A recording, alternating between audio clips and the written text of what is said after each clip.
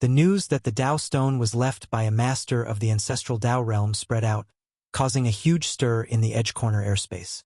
Originally, the Dao Stone was rumored to be left by a master in the Ascension realm, which already led to fierce competitions among various races. And now that it turned out to be from the ancestral Dao realm, it's even more exciting. One must know that a master of the ancestral Dao realm holds absolute authority in the Edge Corner airspace. Such a master is like the legendary emperor, someone that everyone looks up to. Now, for Dao stones have already appeared, spelling the words, Heavenly Dao is unkind. And this fifth Dao stone bears the character Prosper. Moreover, there are rumors circulating from somewhere, saying that the master of the ancestral Dao realm left a phrase, consisting of 8 characters, and whoever obtains these 8 characters would mean to have acquired the unparalleled inheritance of that senior.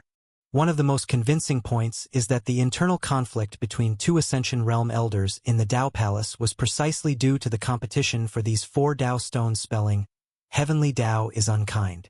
According to a certain eyewitness in Jingxi City, initially, only the character kind appeared in the city, but later, for some unknown reason, the other 3 Dao stones appeared simultaneously, forming the phrase, Heavenly Dao is unkind, driving the entire city into madness, and causing 2 Ascension Realm elders of the Dao Palace to fight fiercely, ultimately destroying Jingxi City. There are also rumors that many discovered great benefits from the Dao intent of the Dao stones during comprehension, but the Dao Palace was extremely domineering, wanting to claim it as its own, even using unscrupulous methods to acquire it. Various rumors are flying everywhere. Those who haven't been to Jingxi City cannot ascertain the truth, but all those in Jingxi City who have seen the Dao stones vow that these rumors are true. The Dao Palace actually doesn't know the specifics either, because most elders who knew the inside story have died, and Wu Kashi doesn't know what happened at all. In the end, there's explosive news, saying that the ruins of Rushu is a complete hoax. The Dao Palace actually has the capability to deal with the ruins of Rushu, but because of the presence of Dian Jinsho, which requires live sacrifices, the Dao Palace has always encouraged people of all races to go and die, to collect sacrifices for them.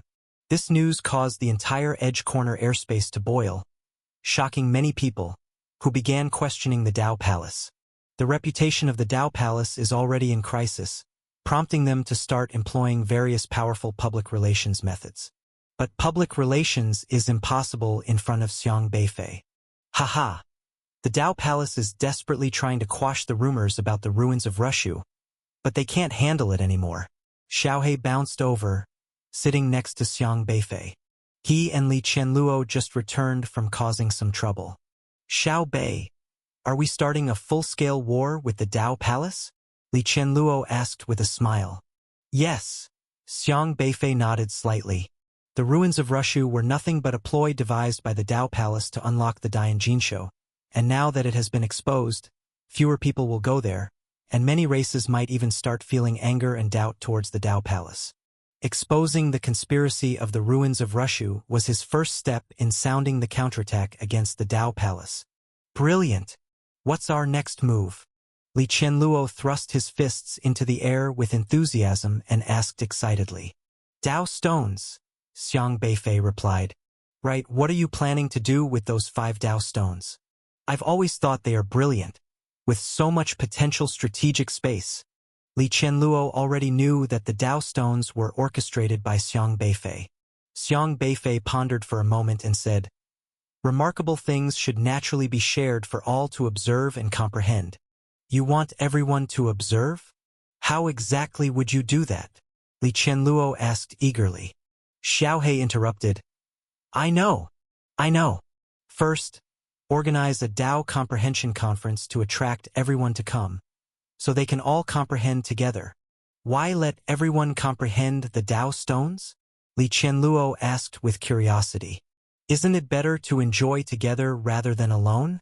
Moreover, my Dao intent can influence some people, and thus it can also boost the price of Dao stones, making some profit, Xiang Beifei explained. His actual plan was to spread his Dao intent and let everyone in the Edge Corner airspace try to comprehend it.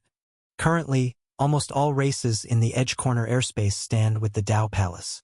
Whatever news the Dao Palace releases, everyone has to follow.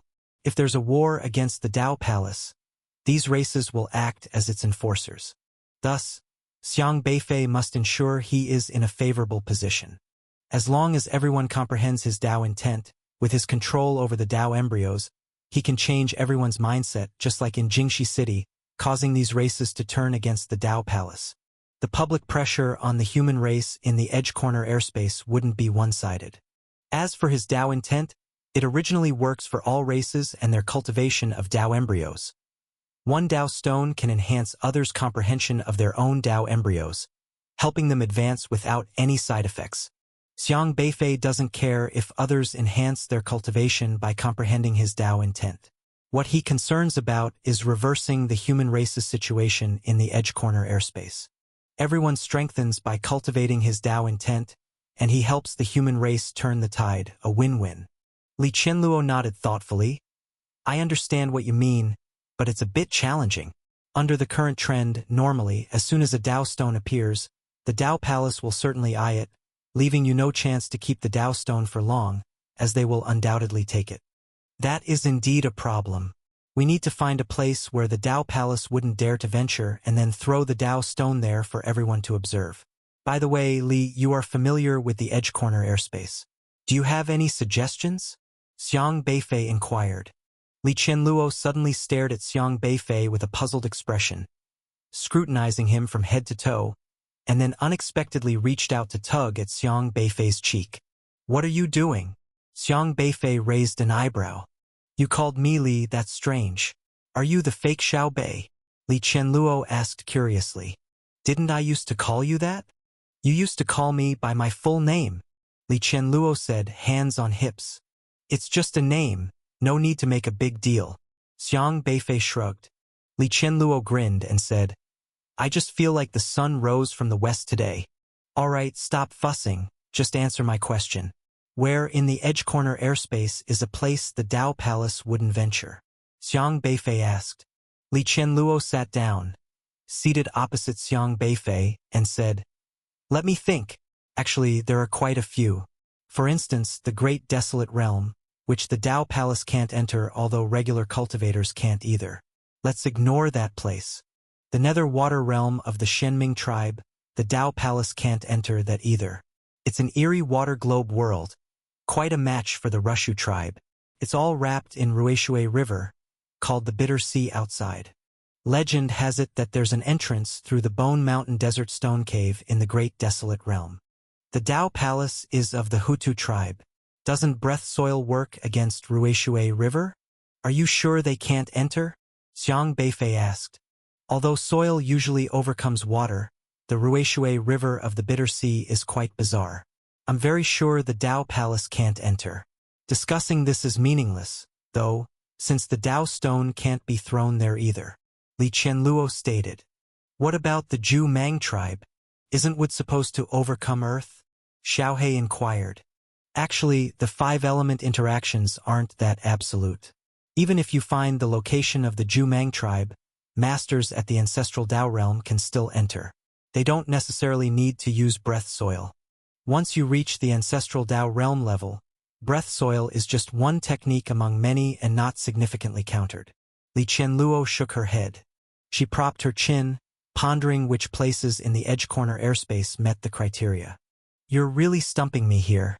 The Edge Corner airspace is vast, with many areas that the Dao Palace can't completely explore, but where the Dao Palace can't tread, other races usually can't either.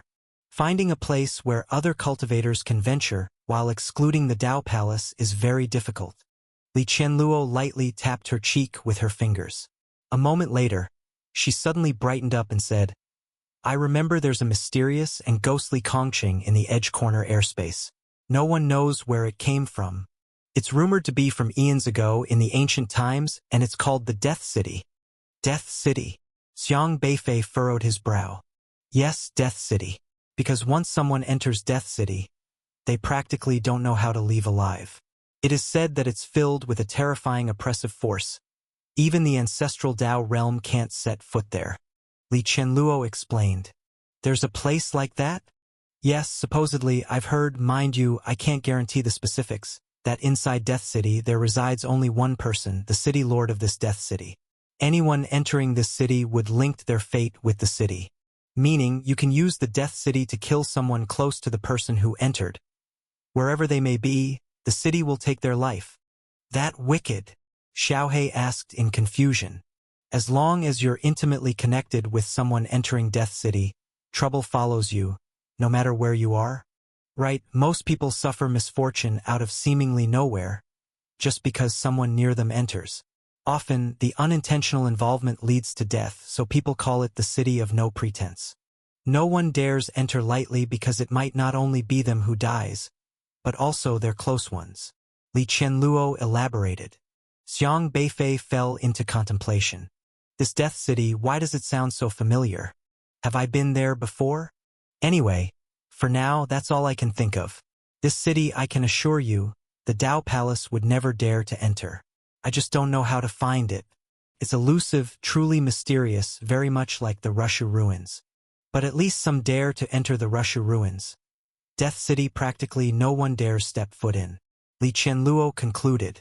Xiang Beifei and Xiaohei exchanged perplexed looks. Are you thinking what I'm thinking? Xiang Beifei asked. Xiaohei nodded. That coffin. That melancholic guy who's always sighing. Who are you talking about? Li Qianluo queried. Xiang Beifei explained. I think I've been to this Death City before. Li Qianluo stared at Xiang Beifei in surprise. You've been there? Yes, when I first came to the Edge Corner airspace, I crossed the border and saw a city. At that time, I just went in casually. You went in casually. You really have guts, Li Qianluo admired. I didn't quite understand the situation at that time. Xiang Beifei shrugged. But you came out alive. My gosh, you might be the first person to come out alive, Li Qianluo exclaimed. Is that so? Xiang Beifei wasn't too concerned about such fame. Did you see the city lord of the dead city? Li Qianluo asked again. I saw him mystical and murmuring, like some kind of shaman. He didn't do anything to you? He challenged me to a poetry duel, Xiang Beifei said. A poetry duel? Li Qianluo was taken aback. It wasn't what she had expected. The situation was quite complicated. Hard to explain clearly. Xiang Beifei only remembered that sighing guy who called himself Kongqing, with red lanterns hanging everywhere in the city. Not much else. After he left, the city disappeared. Since the city lord didn't kill you, maybe you could negotiate with him to throw the Dao Stone onto Kongqing, then display it for everyone to see. That way, even if the Dao Palace wanted to make a move on the Dao Stone, they wouldn't dare enter. Li Qianluo's eyes lit up. Xiang Beifei spread his hands. The point is, I don't know how to find this city anymore. I see. Li Qianluo was a bit disappointed. Next time I return, I'll ask my master uncle to see if he knows anything about that Kongqing, Xiang Beifei said. Li Qianluo nodded. That's all we can do. By the way, what about Chu Shi? Is he okay? He's right there. I've already helped him recover over the past few days. Xiang Beifei pointed to the other side. Chu Shi was lying on the opposite bed, covered with a blanket, eyes closed, breathing evenly, sleeping quite soundly. The bed was simulated by Xiang Beifei using spiritual power, originating from Zhuzhou, soft and comfortable to sleep on, something the human race of Edge Corner airspace could only dream of. Li Qianluo tilted her head, looking at Chu Shi and said, Little guy, you're awake. Why not open your eyes? But Chu Shi didn't move, still keeping his eyes closed as if he hadn't heard.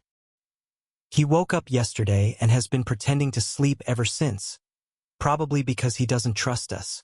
Xiang Beifei had the ability to wake the guy up, but he thought better of it. After experiencing such a nightmare, it's normal for a child not to trust outsiders. Forcing him to speak was pointless, so he let him sleep. After a while, he stared at Chu Shi, lost in thought. What's wrong? Li Qianluo noticed Xiang Beifei's expression seemed a bit odd. Xiang Beifei shook his head. I'm not sure if it's my illusion. What illusion? Li Qianluo asked curiously. Xiang Beifei looked at the pretending to sleep Chu Shi and said, I've been treating him these past 2 days. Normally, the methods the Dao Palace used on him would have completely killed him. Anyone else would have died directly. but he survived mysteriously. Maybe Chu Shi was blessed with great fortune? Like how you came out of the dead city, Li Qianluo suggested. No, I discovered there's a special imprint on his soul. It's this imprint that protected his soul's lifeblood. He could have survived without my help. This imprint is strong and also very familiar, not laid too long ago. Xiang Beifei's return to the original state could determine the time the imprint was laid, roughly about a month ago. What imprint? Let me see. Xiaohe swaggered over, touched Chu Shi's head, suddenly became surprised, turned his head to look at Xiang Beifei, and said, Huh? This imprint? Wasn't it left by Feifei your dad? Huh? Is Xiao Bei's dad staying here?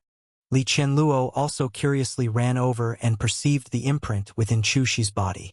However, she didn't seem familiar with the aura of Xiang Tianqing, so she simply asked Xiaohe, Are you sure? Definitely, this imprint can't be wrong, and it should have been attached not long ago, just about a month ago. Xiaohe nodded and said. Li Qianluo was surprised. Doesn't that mean Xiao Bei's dad met with Chu Shi a month ago? She turned excitedly to look at Xiang Beifei, assuming he would be thrilled. However, what she saw was Xiang Beifei's face, still calm and peaceful. Xiao Bei, why do you seem not happy at all? Li Qianluo asked confusedly. Why should I feel happy? Xiang Beifei asked back. Aren't you looking for? Li Qianluo paused then, hesitated, and didn't finish her sentence. She knew Xiang Beifei had come to the Edge Corner airspace to search for his parents. But she was also present during the last conversation between Xiang Beifei and Luo Shanyu, where Xiang Beifei promised Luo Shanyu not to go to the Common Valley, putting the human race first. She wasn't sure if she should continue. Forget it. I'll ask first. Hey, Chu Shi, wake up. Li Qianluo decided to call Chu Shi up first to see. Chu Shi was pretending to sleep all along.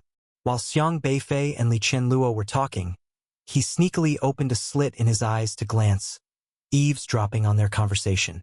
Seeing Li Qianluo turn her head, he quickly closed his eyes tight again. I know you're awake. You've been eavesdropping on our conversation for so long. Aren't you going to talk? Li Qianluo wiggled her fingers at the tip of Chu Shi's nose. Chu Shi remained unmoved, still pretending to sleep. Li Qianluo giggled and said, You were already awake yesterday, pretending to sleep for a full day. Unlike us, you can't go without food. You must be hungry, right? But Chu Shi still steadfastly refused to respond. However, at this moment, grumble grumble. Chu Shi's stomach suddenly growled. Li Qianluo burst out laughing. I have roast meat. I bought it on my way back just now. She took out a shiny roasted leg, waved it around, and the aroma wafted over. Grumble grumble. Chu Shi's stomach growled even louder. But he looked very determined, refusing to open his eyes. Then let's eat. Ignore him. Li Qianluo divided the roasted leg into 3 parts and handed them to Xiaohe and Xiang Beifei, who didn't hold back, enjoying it heartily. Wow, it tastes so good. Fatty yet not greasy, crispy and delicious. A delicacy of the world. As Li Qianluo savored the food, she deliberately expressed her thoughts right next to Chu Shi's ear. Chu Shi couldn't resist anymore. He sneaked a glance with his eyes slightly open, looking at that roasted leg. He was indeed hungry. Even back in the human race, they didn't have the means to eat such roasted legs. Their daily meals were poor. Just being able to fill their stomachs was good enough. Here, take it. Without turning her head, Li Qianluo shoved a piece of roast meat into Chu Shi's mouth. Chu Shi hesitated for a moment, but didn't eat immediately, his small face still very cautious. We are humans. We know you ran away from home to find your parents and were captured by the Dao Palace. We came especially to rescue you. We know your parents and even your grandfather, Li Qianluo said patiently. Chu Shi hesitated for a long time before saying, My dad once said that if we were captured by the Dao Palace, humans wouldn't come to rescue us. Whoever rescues us definitely isn't human. Oh, you know this, huh? Since you knew, why did you still run away? Li Qianluo asked impatiently. Chu Shi gritted his teeth. His small face turned pale, his eyes visibly dejected. Remembering the reason Chu Shi ran away, Li Qianluo's heart softened. She patted Chu Shi's shoulder and said, "All right, don't cry anymore. We don't like following rules either. We also snuck out to save you. Do you know this big brother?" "Oh, probably not. His name is—" "Are you called Xiang Beifei?" Chu Shi asked. "You know me?" Xiang Beifei frowned. Since yesterday he hadn't mentioned his name. Li Qianluo habitually called him Xiao Bei, and ever since Xiao He turned human, he called him Feifei or Xiaofei.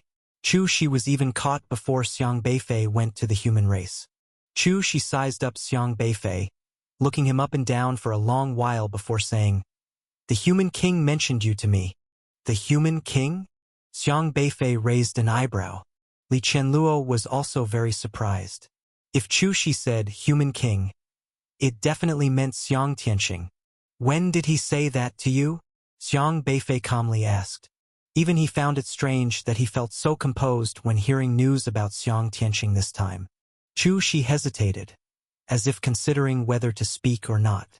Impatiently, Li Qianluo, who was nosing around, couldn't wait to ask, "When did he say it? This is very important." "Xiao Bei is Xiang Beifei, the human king's son. He came specially to find you and has been wanting to know where his dad is." Chu Shi looked at Xiang Beifei again, hesitated and said, "I can feel that you and the human king are very alike. He said he left something inside me. I'm not very clear, but I vaguely sense that you are who the human king mentioned, his son Xiang Beifei." Xiang Beifei nodded thoughtfully and asked, "How did you meet him?" After a pause, Chu Shi hesitated and then stammered out the situation. In the territory governed by Chu Jun in the human race, many contingencies were arranged by Xiang Tianqing. After Xiang Tianqing's life spark extinguished, Chu Jun became completely disappointed with Xiang Tianqing and locked everything left by the human king in a room, forbidding anyone from discussing the human king's affairs anymore. But the 10-year-old Chu Shi really missed his parents. Without the means to slip away on his own, he thought of borrowing the power of the human king and then rush into that room. As a result, he indeed found a jade pendant, which turned into a ray of light and merged into his body. "The human king told me that his son is called Xiang Beifei, about my age, and often argued with him, but he didn't blame his son because he was rarely with him. This jade pendant was originally meant for his son, but upon learning about humanity's current plight, he attached it to me, saying it could protect me, and hoping that in the future, I could contribute to the human race." Chu Shi reported the situation exactly as it was to Xiang Beifei. But he was too young, a 10-year-old child who understood nothing, thinking the human king could protect him, so he believed that seeking his parents wouldn't lead to capture by the Dao Palace. Now he realized, protection merely meant safeguarding his soul from easily being destroyed, not empowering him to flee. The mark left by Xiang Tianqing was equivalent to giving little Chu Shi 2 lives. But the Dao Palace wasn't in a hurry to destroy this mark, instead preparing to fish for bigger prey. They firmly believed that humans would certainly come to save this little boy. Unfortunately, they overlooked the existence of Xiang Beifei. The fish weren't caught and the boat capsized. Li Qianluo realized, "No wonder. I wondered why the Dao Palace suddenly dispatched so many experts in the Dao period. They must have also noticed something special about little Chu Shi and figured he might be important to humans. Maybe they mistook him for the human king's son, hence all the traps. Normally, guarding against a human race boy who hasn't trained wouldn't require sending so many people because humans wouldn't come to the rescue, and the Dao Palace knew this. But Chu Shi's circumstances led them to mistakenly think humanity would appear this time, so they sent out 3 experts in the Dao period. Of course, the appearance did occur, just not in the way they planned. I don't know how to return the protection the human king left on me to you, Chu Shi said softly. No need to return it, as long as you're okay. Xiang Beifei shook his head. But, you are the human king's son, Chu Shi said uneasily. Since he provided you with protection, he hopes you will work hard to train in the future to protect the human race, rather than recklessly running around. Remember that having strength yourself is most important, Xiang Beifei said calmly. Chu Shi opened his mouth, hesitated to speak, then lowered his head, gritting his teeth with eyes filled with hatred. I will. I must train hard to avenge my parents. After a trip to Jingxi City, he knew that his parents were killed by the Dao Palace, executed publicly by them, provoking a strong hatred within him towards the Dao Palace. Chu Shi quickly raised his head again, looked hopeful and asked, "Can I apprentice under you? I want to take revenge." Xiang Beifei smiled slightly. "Your grandfather wouldn't agree. I don't care whether he agrees. All I want is to become stronger," Chu Shi said with a clenched fist. Xiang Beifei hesitated for a moment. He had never taken a disciple because he was somewhat special. The Dao techniques he practiced weren't suitable for anyone else, though it didn't stop him from giving guidance. For example, Yumong's level increased steadily under his guidance. While aiding Chu Shi's recovery, Xiang Beifei discovered that Chu Shi truly was a promising student. With a little guidance, it wouldn't be difficult. "All right, I will teach you." Xiang Beifei nodded. Not only would he teach Chu Shi, upon returning he would teach everyone, as in the current situation, increasing everyone's cultivation level was paramount. Only by improving individual strength could the human race grow strong. Little Chu Shi's spirit lifted. He immediately climbed up from bed, knelt on the ground, and kowtowed 3 times. "Disciple greets master. I'm not taking you as a disciple. I'll just teach you and everyone else too," Xiang Beifei said. Chu Shi firmly said with a small face, "But you're still my master." Xiao Hei giggled beside him. "Then you have to call me Little Uncle Master." "Little Uncle Master?" Chu Shi looked at Xiao Hei, who was still shorter than him by a head, momentarily stunned. "I'm Fei Fei's younger brother," Xiao Hei proudly said. And me. You also have to call me Little Uncle Master." Yu Meng popped his head out from Xiang Beifei's clothes, blinking. Xiao Hei flicked Yu Meng's head. "You want to rise up? At most, you are just a senior brother." I don't care. I want to be Little Uncle Master." Yu Meng shook his head, fixing on a green leaf. Xiang Beifei chuckled silently. Chu Shi didn't know what to say for a moment, then turned toward Li Qianluo. "Should I call you Master Wife?" "Master Wife." Li Qianluo was taken aback. Then her eyes widened, and her face suddenly turned red. What did you say? I thought you two were so close, are a couple," Chu Shi said in confusion. Not yet. Don't talk nonsense," Li Qianluo muttered. "Why say not yet? Will you be in the future?" Chu Shi asked peculiarly. Oh, chatty kids. If you keep going, I won't roast legs for you," Li Qianluo huffed, inadvertently glancing at Xiang Beifei. But Xiang Beifei didn't seem to react, as if he hadn't heard anything. "Why are you always so calm? What do you mean? You don't explain a few words." Li Qianluo couldn't help but tug Xiang Beifei's ear. "What do you want me to explain? Children speak without reservations. Why are you so bothered?" Xiang Beifei shrugged his shoulders. "Annoying." Li Qianluo rolled her eyes. "You first fill your stomach, we need to return. We've been gone for many days, they should be anxious," Xiang Beifei said. "Okay." Chu Shi then accepted the food and started gobbling it down. Xiang Beifei rolled up the breath soil and then retreated into the void, preparing to head back. There was still some distance from the human race, but at their speed it would only take a few hours of flying. "Sister Li, why is your face red? Are you having a fever?" Xiao Hei asked curiously. "I don't like him." Li Qianluo sat at the front of the breath soil, crossing her hands forward, immediately suppressing her blush. "I didn't ask who you like. Why are you acting weird?" Xiao Hei muttered. Li Qianluo realized, a bit flustered in concealing her embarrassment. She coughed and said, "Children shouldn't talk too much." Xiang Beifei remained relaxed, leaning on the breath soil, looking ahead, completely at ease. Li Qianluo immediately changed the subject, asking, "Right, Xiao Bei, you said you've been to that dead city, met its city lord, and even sparred poetically together. Do you have a way to find him? If we can find him, perhaps we could implement the Dao Stone plan." Xiang Beifei stretched lazily, saying, "I would like that too. The problem is not knowing how to find that Kongqing.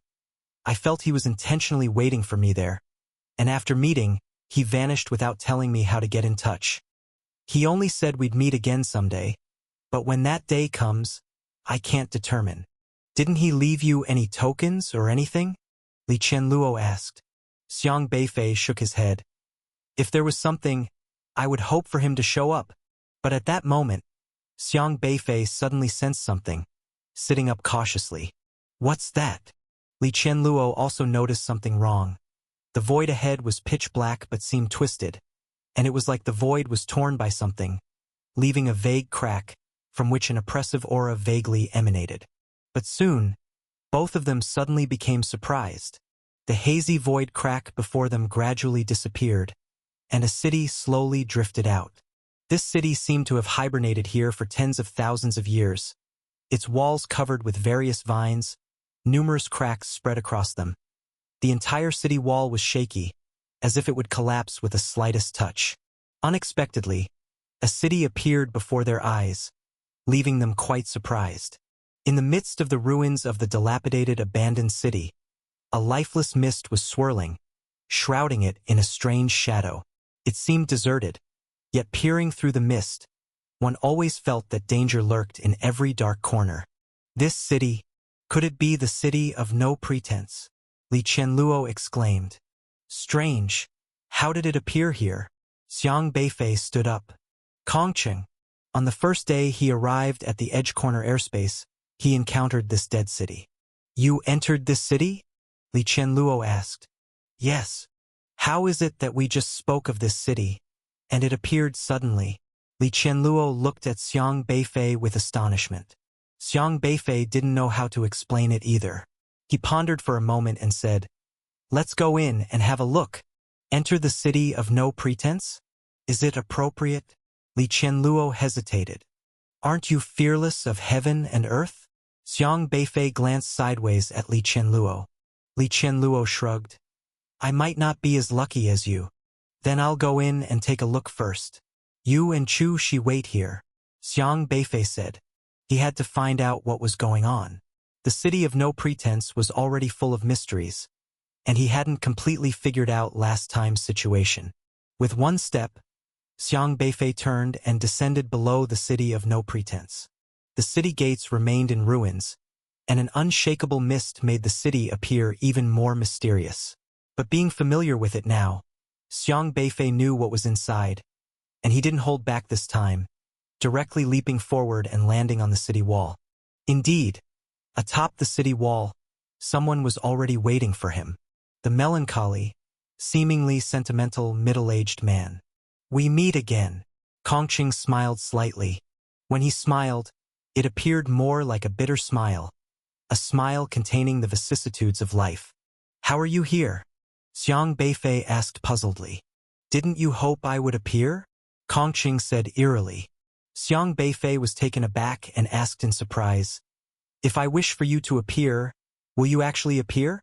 Is there some special connection between us? He reached out to touch this city. He couldn't control even a stone or a wisp of dust from this city. Every aspect of this city was suppressed by a powerful force he couldn't move. You've visited me here before. Kongqing continued with a bitter smile. Whenever someone visits you, after they leave, do you have a feeling? Xiang Beifei asked. It depends on the circumstance. And what circumstance do I belong to? A special circumstance. Seemed reasonable, but Xiang Beifei didn't know what to say. Thinking that further questioning would likely lead to more circles, he asked straightforwardly, I heard that even the Dao Palace cannot enter this city? Anyone can enter this city, Kongqing replied. But, Xiang Beifei expected a turning point here. There is no but. But I've heard many people go in and can't come out. You seem not to let them leave, Xiang Beifei said. It's not that I don't let them go out. I remember telling you this, Kongqing replied. Xiang Beifei pondered deeply. Kongqing sighed softly. Everyone has their own Kongqing, and when they get lost in their past, fear their past, and cannot accept it, they end their lives. Pausing, he added with deep meaning, So, it is not me who kills them, but themselves.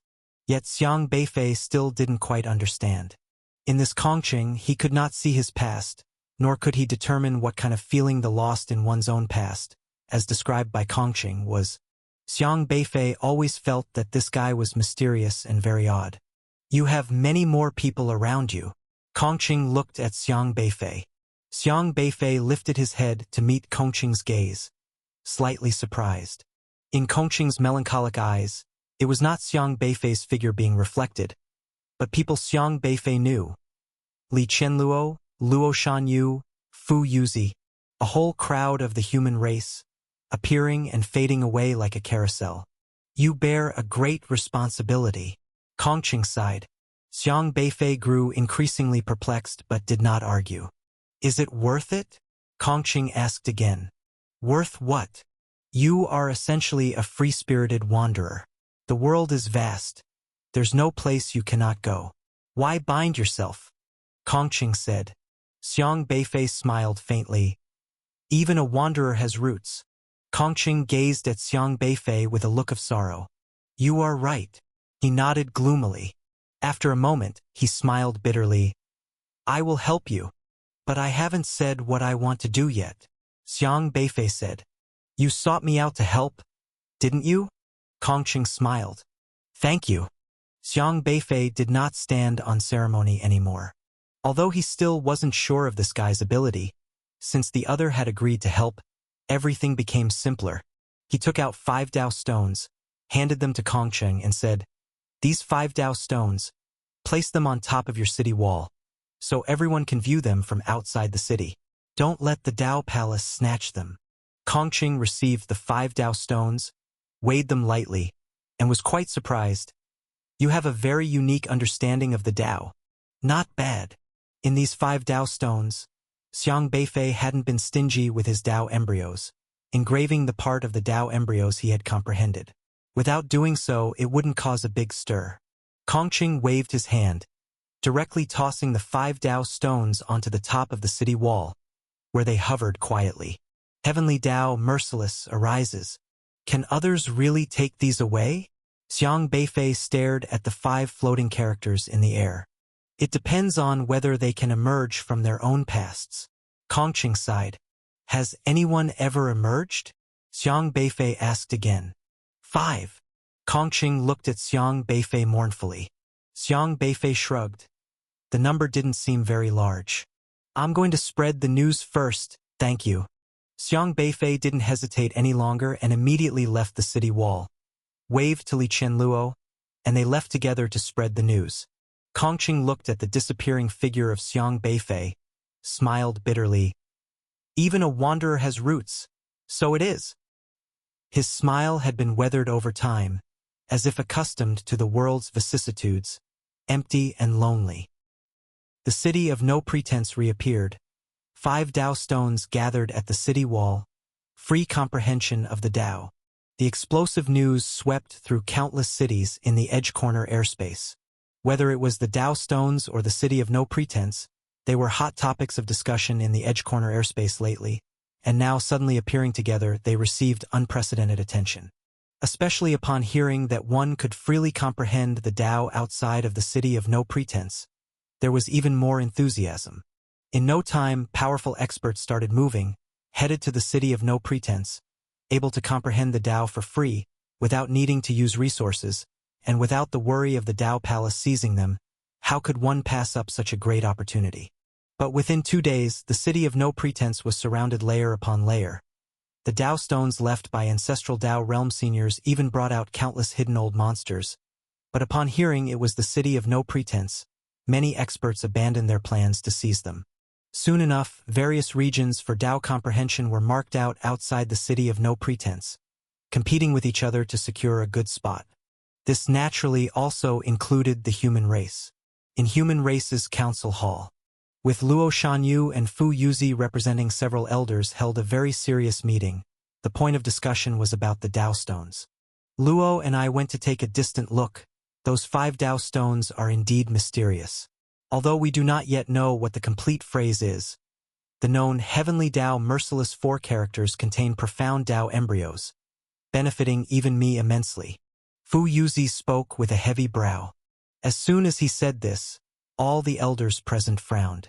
Fu Yuzi was at the ascended Dao stage, currently the most powerful in the human race. The Dao stones could benefit them, making these Dao stones extraordinary. Now the human race was weakened, and enhancing their strength was something everyone strived for. Although they had heard of Dao stones before, due to poverty and being wanted by the Dao Palace, they naturally had no aspirations. But now, unknown reasons brought the Dao stones above the city of No Pretense, where all cultivators could observe for free, tempting their hearts. If possible, Fu Yuzi would have wanted to comprehend the Dao right there. However, at that time he dared not get too involved, as there were Dao Palace individuals hidden, fearing deep involvement might lead to trouble with Dao Palace and becoming difficult to escape. What are Elder Fu Yuzi's current thoughts? Shin Xinshui asked below. Elder Fu Yuzi replied, the Dao stones were left by ancestral Dao realm experts. Everyone should understand that the ancestral Dao realm cultivates true human Dao. These 5 Dao stones are invaluable to us. Perhaps we could consider finding a place outside the city of No Pretense to observe. Luo Shanyu nodded slightly. The Dao embryos in the Dao stones are also enlightening to us human race. If we lead parts of the elders to the city of No Pretense in batches, one responsible for alertness, and another for Dao comprehension, it could be feasible. No way! A voice below staunchly opposed. Everyone turned their heads to see Chu Jun. These past days, Chu Jun's hair seemed to have whitened. His spirit appeared worn out, yet his voice remained steady. Can't step out recklessly. The Dao stones significantly help in boosting our cultivation, and there exists countless races in the void. We only need to blend in slightly. There won't be any problem. I can be responsible for this. Taking one person each time I stand guard, you focus on Dao comprehension. Fu Yuzi said. But Chu Jun's attitude remained firm. It's still too dangerous. The Dao stones might cause internal strife among Dao Palace elders, showing Dao Palace's immense concern over this matter. They will definitely place various personnel in the vicinity. We, the human race, can't endure losing anyone anymore. He almost ground out the last words through clenched teeth. Rather than saying it's the human race, it's more about his grandson Chu Shi. He knew the execution date for Chu Shi. Although the news came about the Dao Palace elders causing internal strife, leading to the destruction of Jingxi City, he doubted Chu Shi would survive. 3 elders of the ascended Dao stage clashed, decimating a city. Chu Shi was merely a 10-year-old child, untrained. How could he survive in such circumstances? Chu Jun dared not look at Chu Shi's life spark now, knowing it was extinguished. Looking at it would only deepen his sorrow and guilt. He even harbored an absurdly hopeful thought. Perhaps little Chu Shi was still alive? Although he knew the chance was 0, as long as he didn't look at the life spark, there remained a sliver of possibility in his heart. He realized he was deceiving himself, but at this point, deceiving himself, what difference would it make? Fu Yuzi looked at Chu Jun, secretly sighing in his heart. He naturally knew about little Chu Shi's matter, but he was powerless. Chu Jun opposed them visiting the city of No Pretense for Dao comprehension, largely due to fearing the tragedy of Chu Shi might recur. Fu Yuzi said, the rationale holds, hence I plan to bring 1 elder at a time for maximum safety. Once you see the 5 Dao stones, you will gain deeper insight into your cultivation. Now all races in the Edge Corner airspace fervently pursue them, not just for saying so lightly. Luo Shanyu spoke. No matter what, we can't let fear stop us. Can't just shut ourselves due to some unfortunate events. To thrive and secure a footing in the Edge Corner airspace, we must enhance everyone's strength. The Dao stones present a once-in-a-lifetime opportunity. Chu Jun angrily said, who can guarantee this isn't Dao Palace's plot? Dao Palace dominates the Edge Corner airspace. Rumored to have obtained the Dao stones earlier, why did they suddenly reach the city of No Pretense? No one in the Edge Corner airspace can contend with Dao Palace. No one has the capability to seize Dao stones from Dao Palace. There must be something fishy. Perhaps Dao Palace deliberately set traps, exploiting your opportunistic mentality, setting traps to lure human race experts into their net. Your concerns have indeed been seriously considered, hence I preemptively surveyed, Fu Yuzi said. At this moment, Duan Gai spoke up, Elder, why not ask the human king? We should let the human king decide this. Luo Shanyu replied. The wooden Kirin said the human king is currently in seclusion. During his cultivation, we mustn't disturb him. Request him? I'm telling you, even if he agrees to your plans, I will never permit those I protect to follow you to their deaths. Chu Jun said solemnly. Death? What death? Xiang Beifei's voice quickly came through. Before everyone reacted, he was already present in the hall. Greetings to the human king. The elders saw Xiang Beifei arrive and immediately perked up, bowing in salute. No need for formalities. What were you discussing about sending people to their deaths? Xiang Beifei asked. It's like this. Fu Yuzi explained the plan to bring people to the city of no pretense for Dao comprehension to Xiang Beifei in detail, then sincerely suggested, Human King, those 5 Dao stones are extraordinary. The human king might try to comprehend them too, greatly benefiting your cultivation. Huh? Dao stones? Xiang Beifei was quite surprised to hear everyone discussing the Dao stones. He was originally supposed to return earlier, but due to matters in the city of no pretense, he deliberately delayed for a while, spreading the news to various cities, and even observed for some time in Kongqing to ensure that the Dao Palace couldn't seize it before returning. He hadn't expected that upon his return, the human race was also discussing how to comprehend the Dao stones, even considering having Xiang Beifei do so. This made Xiang Beifei find it both amusing and annoying. However, Fu Yuzi was unaware of this and insisted.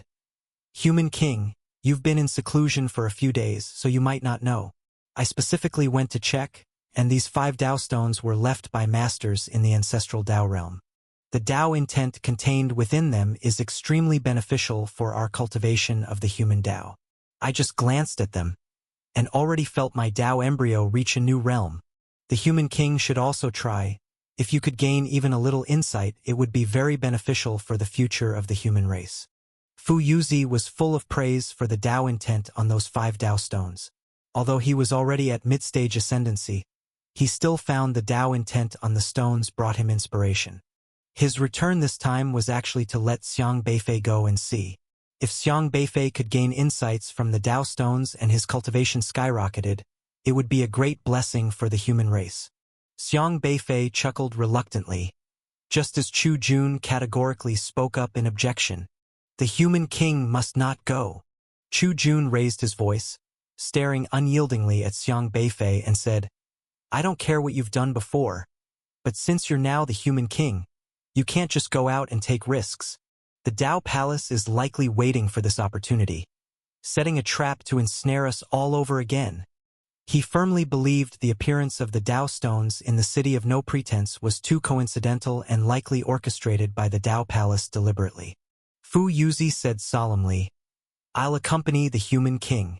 As long as it's beneficial to the human king, we must attempt it. If the human king grows strong, then the human race has hope. If it is indeed a trap set by the Dao Palace, I will ensure the human king's safety. A faint light appeared on Fu Yuzi's soul. Fu Yuzi was also a death warrior and the father of Taoist Weihua. After Taoist Weihua sacrificed himself to protect the human king, Fu Yuzi always believed his son's actions were right. If it were him, he would also sacrifice without hesitation for the human king. As long as Xiang Beifei could become stronger and revive the human race, Fu Yuzi had no doubts. Xiang Beifei looked at Chu Jun and, with interest, asked, You don't want me to go? Chu Jun didn't know what Xiang Beifei had done these past few days, but on this matter, his position was unwavering. You are the human king. As the human king, you have to be responsible for everyone. You shouldn't go to such seemingly dangerous places. He had already secretly made up his mind that no matter how, he would stop Xiang Beifei from going to the city of no pretense to comprehend the Dao. Xiang Tianqing's departure had brought too much damage to the human race, and he didn't want similar events to occur again. Even if it meant clashing with all the elders, he would oppose it to the end. Xiang Beifei pondered for a moment, nodded slightly and said, Actually, I agree with Elder Chu's words. We don't need to go to the city of no pretense. Oh, Chu Jun was taken aback. He had initially thought Xiang Beifei would directly ignore his objection. He had already prepared to argue with the human king to dispel his intention to go to the city of no pretense. Unexpectedly, Xiang Beifei agreed with him, leaving Chu Jun suddenly feeling that his efforts were unnecessary. "You're not going?" Chu Jun looked at Xiang Beifei in surprise. "Isn't that what you wanted to see?" Xiang Beifei asked. Chu Jun's expression changed unpredictably, and he shouted, "You shouldn't do this just to show me, but to show everyone. Don't agree with me on the surface while behind my back." "Grandpa!" Chu Shi's voice came from outside. Chu Jun's body suddenly froze. He thought he was hallucinating. How could he hear Chu Shi's voice? But soon, a familiar figure ran in from outside, bursting into the main hall and appearing before everyone's eyes. "Chu Shi, you're still alive." Chu Jun stared in shock at his grandson in front of him, his mind buzzing. Was this an illusion? Or an illusion? It had to be an illusion. Chu Shi was already dead. Chu Jun couldn't believe it. No one from the human race had ever returned alive after being captured by the Dao Palace. The Dao Palace's methods were extremely cruel and gave no chance of survival to the human race. But the Chu Shi in front of him, whether in aura, appearance, or soul, was his familiar grandson. There was no mistaking it. "Ha! The genuine Chu Shi. No need to overthink. Your little grandson is returned to you." Li Qianluo stretched lazily. "Genuine?" Chu Jun was in utter disbelief. Until Chu Shi came over and grabbed his hand, he still felt unable to believe. Soon he suddenly remembered something and tremblingly took out a jade pendant, which held Chu Shi's life spark. Only when a person dies does the flame of life extinguish. Since the Dao Palace gave the execution time, Chu Jun dared not look at his grandson's life spark, harboring nothing but a faint hope, giving himself one last thought. But when he examined it closely, he found Chu Shi's life spark burning fiercely on the jade pendant. How is this possible? Chu Jun was utterly dumbfounded. "Grandpa!" Chu Shi hesitated and hugged Chu Jun's leg. "Sheer!" Chu Jun immediately squatted down and tightly embraced Chu Shi, his heart trembling. His grandson was still alive. It felt like a dream. He carefully examined Chu Shi's body, checking him from head to toe, that familiar child, unharmed. Still alive. Still alive. Chu Jun muttered to himself, hugging little Chu Shi again, afraid that his grandson might vanish. What on earth happened? Fu Yuzi and the other elders were also very surprised to see little Chu Shi suddenly appear. They all knew about Chu Shi being captured by the Dao Palace, but they had all given up on rescuing him, because no one had the ability to save someone from the Dao Palace. "Grandfather, it was the human king who rescued me," Chu Shi said softly. "The human king?" "The human king took Sister Li and Xiaohei to rescue me from Jingxi City." "I'm sorry for worrying you," Chu Shi said. Chu Jun looked up, incredulously at Xiang Beifei. "You went to Jingxi City?" "Just went for a spin," Xiang Beifei said. Chu Jun's expression changed unpredictably, seemingly grateful. Yet with a tinge of anger, after a while, he was also overcome with fear. After a long time, he gritted his teeth and said, "Our human race has a rule. If caught by the Dao Palace, we must choose to give up, and are not allowed to rescue." "You shouldn't have rescued him." "But I rescued your grandson," Xiang Beifei calmly said. But that's still not okay. Because your life is more important than his." Chu Jun almost stammered the words out. Xiang Beifei remained silent. This guy, although usually always liked to sing a different tune from him, in matters of principle he was never careless. Saying this sentence undoubtedly made Chu Jun extremely difficult.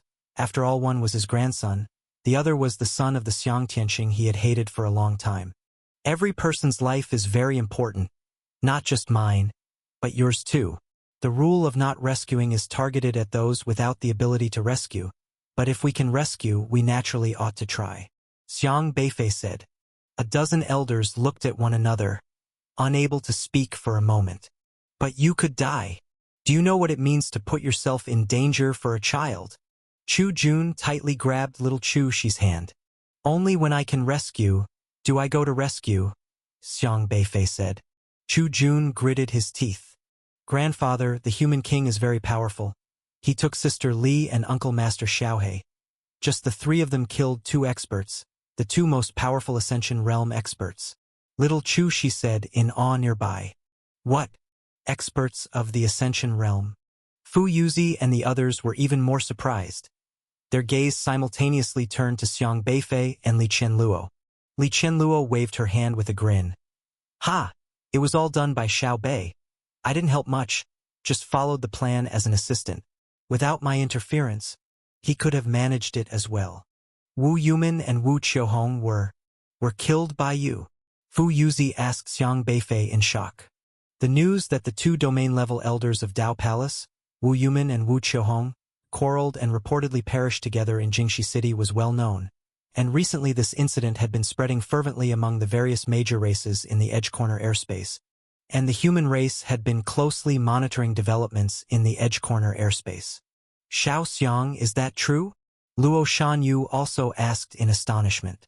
He and Fu Yuzi knew that Xiang Beifei was only in the Inquiry Dao realm, and the previous defeat of Ascension Realm Fu Yuzi by Xiang Beifei had been a show to rally support.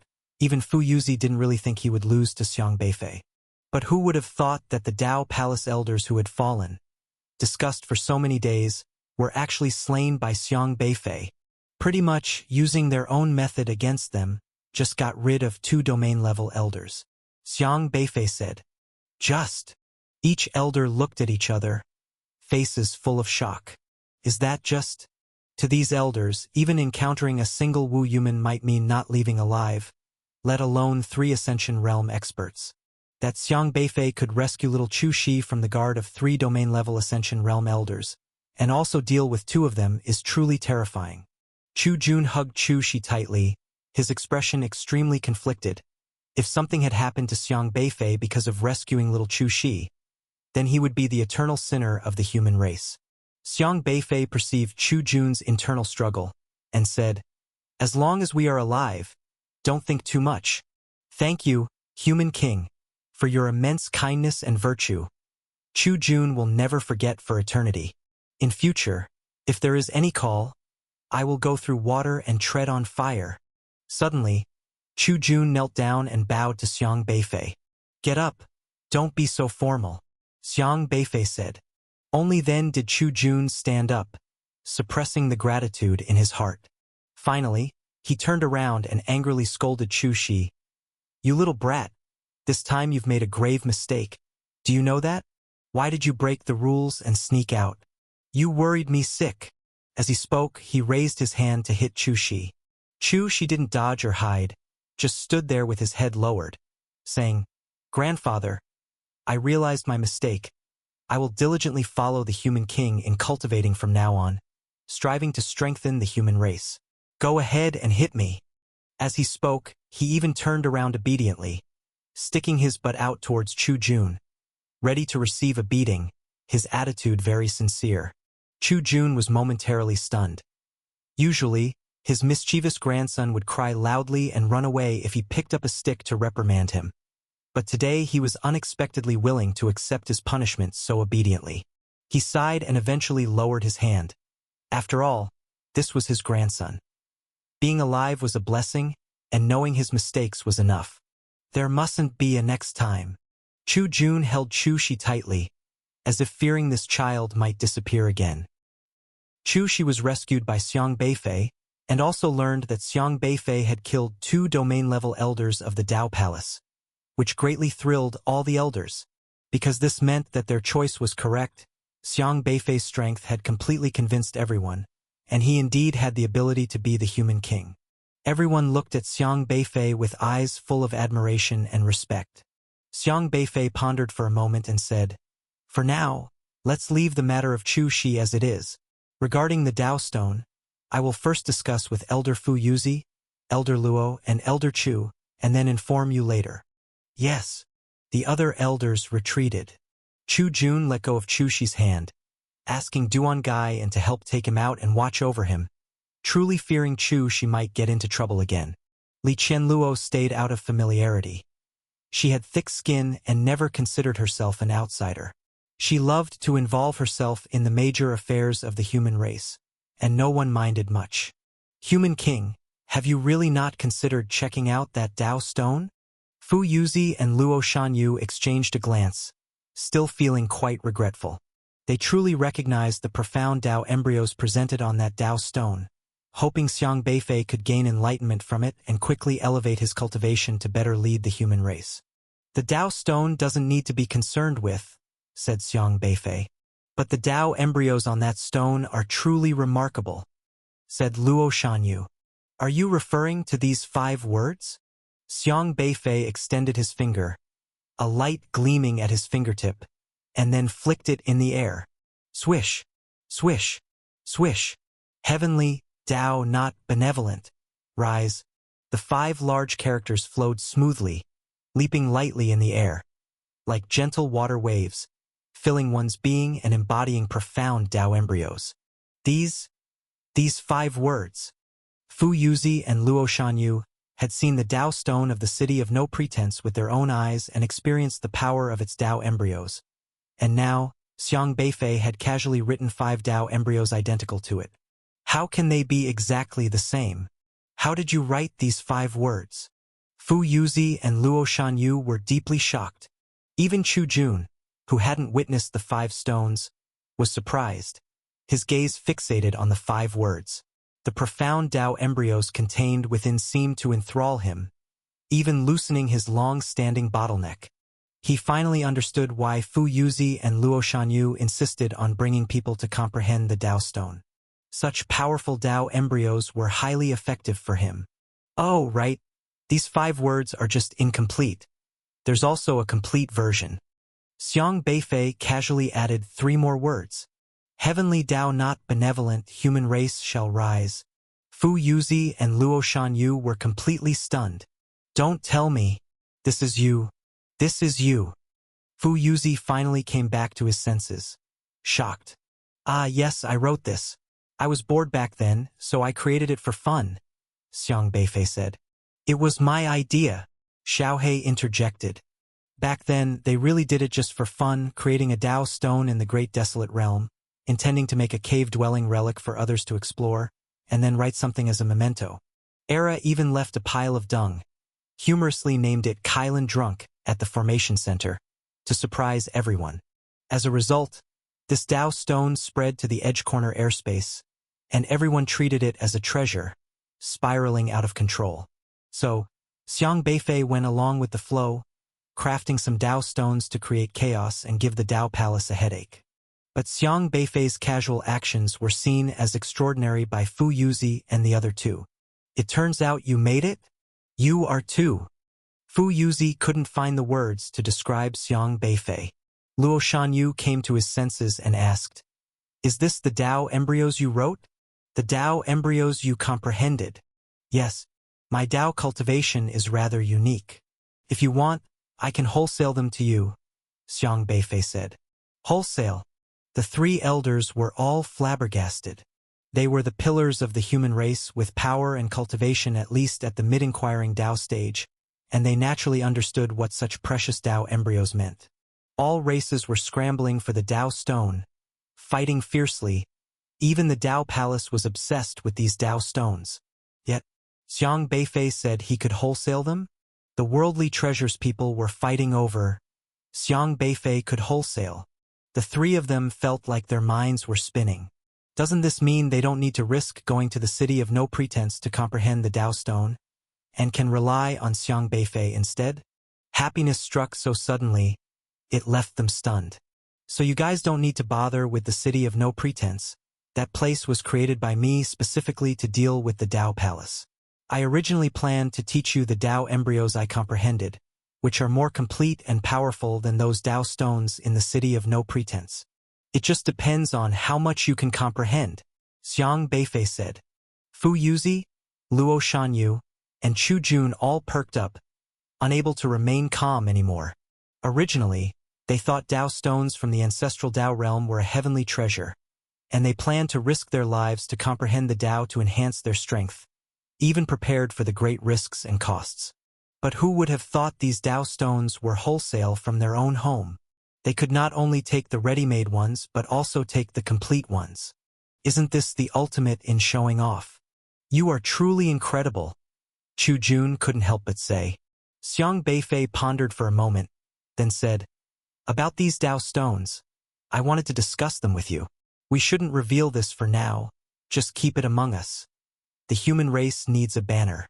Luo Shanyu contemplated Xiang Beifei's words and was the first to react, saying, I understand.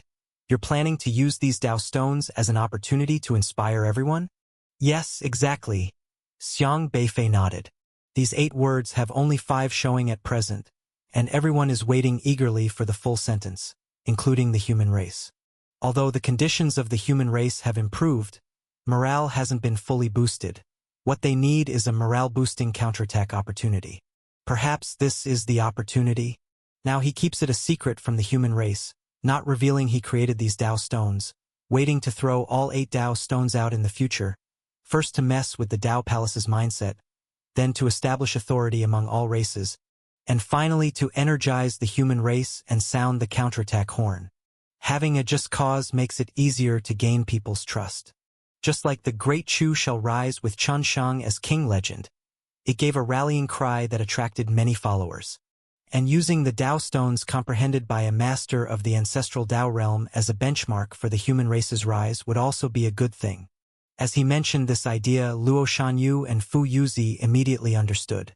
This is a great idea. The human race indeed needs this inspiration. Fu Yuzi naturally agreed. Chu Jun asked, what about the Dao stones? If you want everyone to comprehend the Dao embryos, if you bring out the Dao stones, this matter can't be concealed. Dao embryos are a kind of concept not only expressed in words. I can integrate the Dao embryos I comprehended into the formation, and you only need to be in the formation to comprehend the Dao without the hassle, Xiang Beifei said. Everyone suddenly realized that stones were just carriers of the Dao embryos, not the only medium. All right, we'll do as you say. As for the Dao stones, I'll keep it a secret from everyone. Luo Shanyu nodded. The meeting dispersed, and Xiang Beifei began to further perfect the human race's territory. In Xiang Beifei's absence, the task of establishing human race bases was delegated to Era.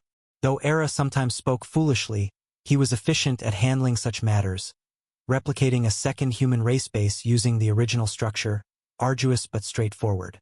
The 2 bases had identical architectural scales, not a single deviation. Replicating and pasting a second time would suffice. Now, the entire human race had only 16,000 people left, divided into 2 groups. Under the joint leadership of the elders, everyone left their dark, chilly territory made from bloodwood and moved into their new homes. This time, Xiang Beifei and Li Qianluo didn't just go out to cause trouble. They also procured many living supplies, food, water, various clothing, ensuring the daily operation of the human race was fully guaranteed. They raised edible livestock and cultivated vegetables in their new home, with pipes installed in every house, and life gradually settled into a routine. Xiang Beifei, following the previous teleportation array in floating immortal isles, spent considerable effort to construct a teleportation array between the 2 bases, making communication between them convenient. Then he specifically built a huge martial arts field at both bases, spreading his own Dao embryos within it. By entering the formation, one could comprehend his Dao embryos without relying on Dao stones. He taught everyone his Dao embryos generously, as his understanding was extremely unique and greatly beneficial to people like Fu Yuzi. Anyone who cultivated their soul could understand his Dao embryos. The human race in Edge Corner airspace has currently cut off the system Dao embryo and is cultivating the human Dao. The human Dao is the focus of every Dao embryo sublimation. Any race that can cultivate their Dao embryo to the ancestral Dao realm will transform into the human Dao. As humans, when the human race cultivates the human Dao, they are naturally unique. Xiang Beifei was quite curious about the human Dao, unsure how to truly cultivate it. Though he was human himself, due to the race cutting off their Dao without a system, he found it difficult to determine how their Dao embryo was cultivated. You want to ask me about the human Dao? Luo Shanyu was just as surprised when Xiang Beifei expressed his intent. Your understanding of the Tao is far beyond mine. Why would you need to ask me about this? I can master systems within cultivation methods, but I am completely unfamiliar with cultivation methods without systems. Xiang Beifei didn't hide anything. Luo Shanyu slightly nodded and said, Feel free to ask anything you don't understand, and I'll answer what I know. After you cut off the Tao, it seems your cultivation speed increased rapidly? Xiang Beifei asked. Cutting off the Tao is extremely effective for humans with high talent, though not quite favorable for those with relatively lower talent. This is the current challenge in human race cultivation. I am 331 years old, having cultivated for 280 years, still in the heavenly connection realm. But after cutting the Tao and transitioning to true human Tao under your grandfather's guidance, my cultivation advanced rapidly. Within 50 years, I moved from late heavenly connection to mid-inquiring Tao. 50 years to mid-inquiring Tao. And he was only in his 300s. Xiang Beifei was quite amazed. Isn't your talent capable of defeating all so-called geniuses in the heaven and earth ranking? All races in Edge Corner airspace pursue the heaven and earth ranking, seeing it as an honor. The Tao Palace sets the rules for the heaven and earth rankings, with one principle for listing. Earth ranking, age must be under 1,000 years. Heavenly ranking, age must be under 3,000 years. The former earth rankings top, Qianinqiu, took 600 years to reach early inquiring Tao, dominating the earth rankings top. He was called the strongest talented young individual in the earth ranking in Edge Corner airspace. Yet Luo Shanyu was only 331 years old and already in mid-inquiring Tao. According to Edge Corner airspace's definition of youth, Luo Shanyu was truly a terrifyingly talented young person, directly overshadowing all earth ranking geniuses. Shu is indeed an absolute genius, Xiang Beifei praised. Luo Shanyu glanced sideways at Xiang Beifei. Are you praising or mocking me with your words? In Edge Corner airspace, he was indeed considered a one-in-a-million genius, but compared to Xiang Beifei, still quite far apart. Because Xiang Beifei was only about 25 years old, yet his strength was extremely powerful. Praise. Absolute praise. I'm just a special case. Xiang Beifei sincerely raised his thumbs up. Luo Shanyu snorted lightly and continued. Once, the human race had many with greater talent than mine. Sadly, many fell, besieged by the Tao Palace while protecting everyone. Although Edge Corner airspace isn't lacking in geniuses, I recall not long ago the top in the Earth rankings Qianinqiu was defeated by a broken Tao race genius called Trouble, only 131 years old, a talent far surpassing mine. Most importantly, Luo Shanyu spoke with a serious expression. The broken Tao race emerging this time is absolutely not favorable for us humans.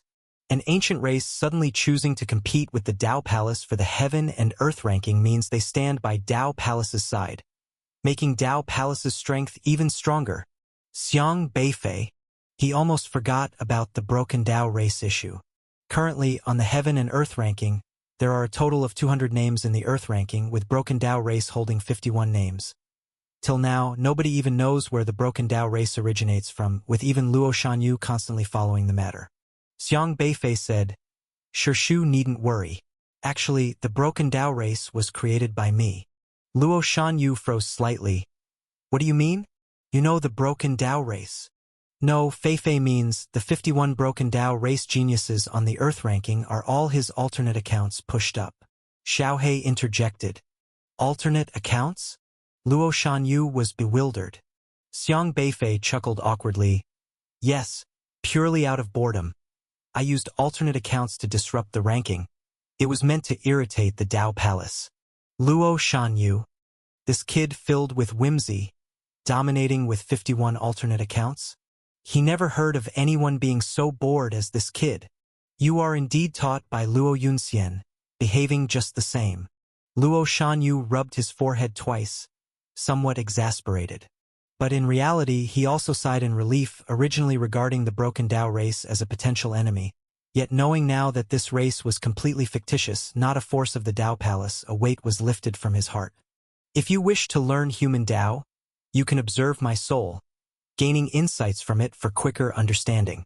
Luo Shanyu straightforwardly revealed his soul to Xiang Beifei. Xiang Beifei observed Luo Shanyu's soul meticulously, pondering for a long time. Luo Shanyu's soul differed greatly from other race cultivators. His spiritual power was more solid and robust. Compared to other races, Luo Shanyu's soul carried an inherent spiritual energy, a natural aura of confidence being born human. Human, the virtue of heaven and earth, the interaction of yin and yang, the gathering of spirits, the quintessence of the five elements, the highest nature of heaven and earth. All beings center around humans. Cultivating the human Tao implies their Tao embryo doesn't need the transition of enhancement, and enhancement only conceptualizes their strength gap. He suddenly seemed to understand something. Cultivating the human Tao means this soul can hold more abilities, embrace all creation, from flame to ice, from phoenix to sparrow, from controlling earth to controlling wood. As long as one reaches a certain level in human Tao, understanding the Tao of other races becomes seamless. This implies that humans were supposed to be the most superior race, questioning the Tao of heaven and earth, cultivating the five elements. But Jiuzhou's system resembles a force lock on people, preventing them from cultivating their own human Tao, restricting them to the Tao provided by the system, thus burying the human race's advantages. Who intentionally misled the human race, preventing them from cultivating human Tao, having them practice the system-provided Tao instead? Xiang Beifei thought more and found it increasingly peculiar. He knew this was certainly not his grandfather's doing. Originally, his grandfather was likely misled to have the human race cultivate the system, later discovering discrepancies and began seeking answers. Right, Shu. There's a question I haven't had time to ask. Xiang Beifei said. What question?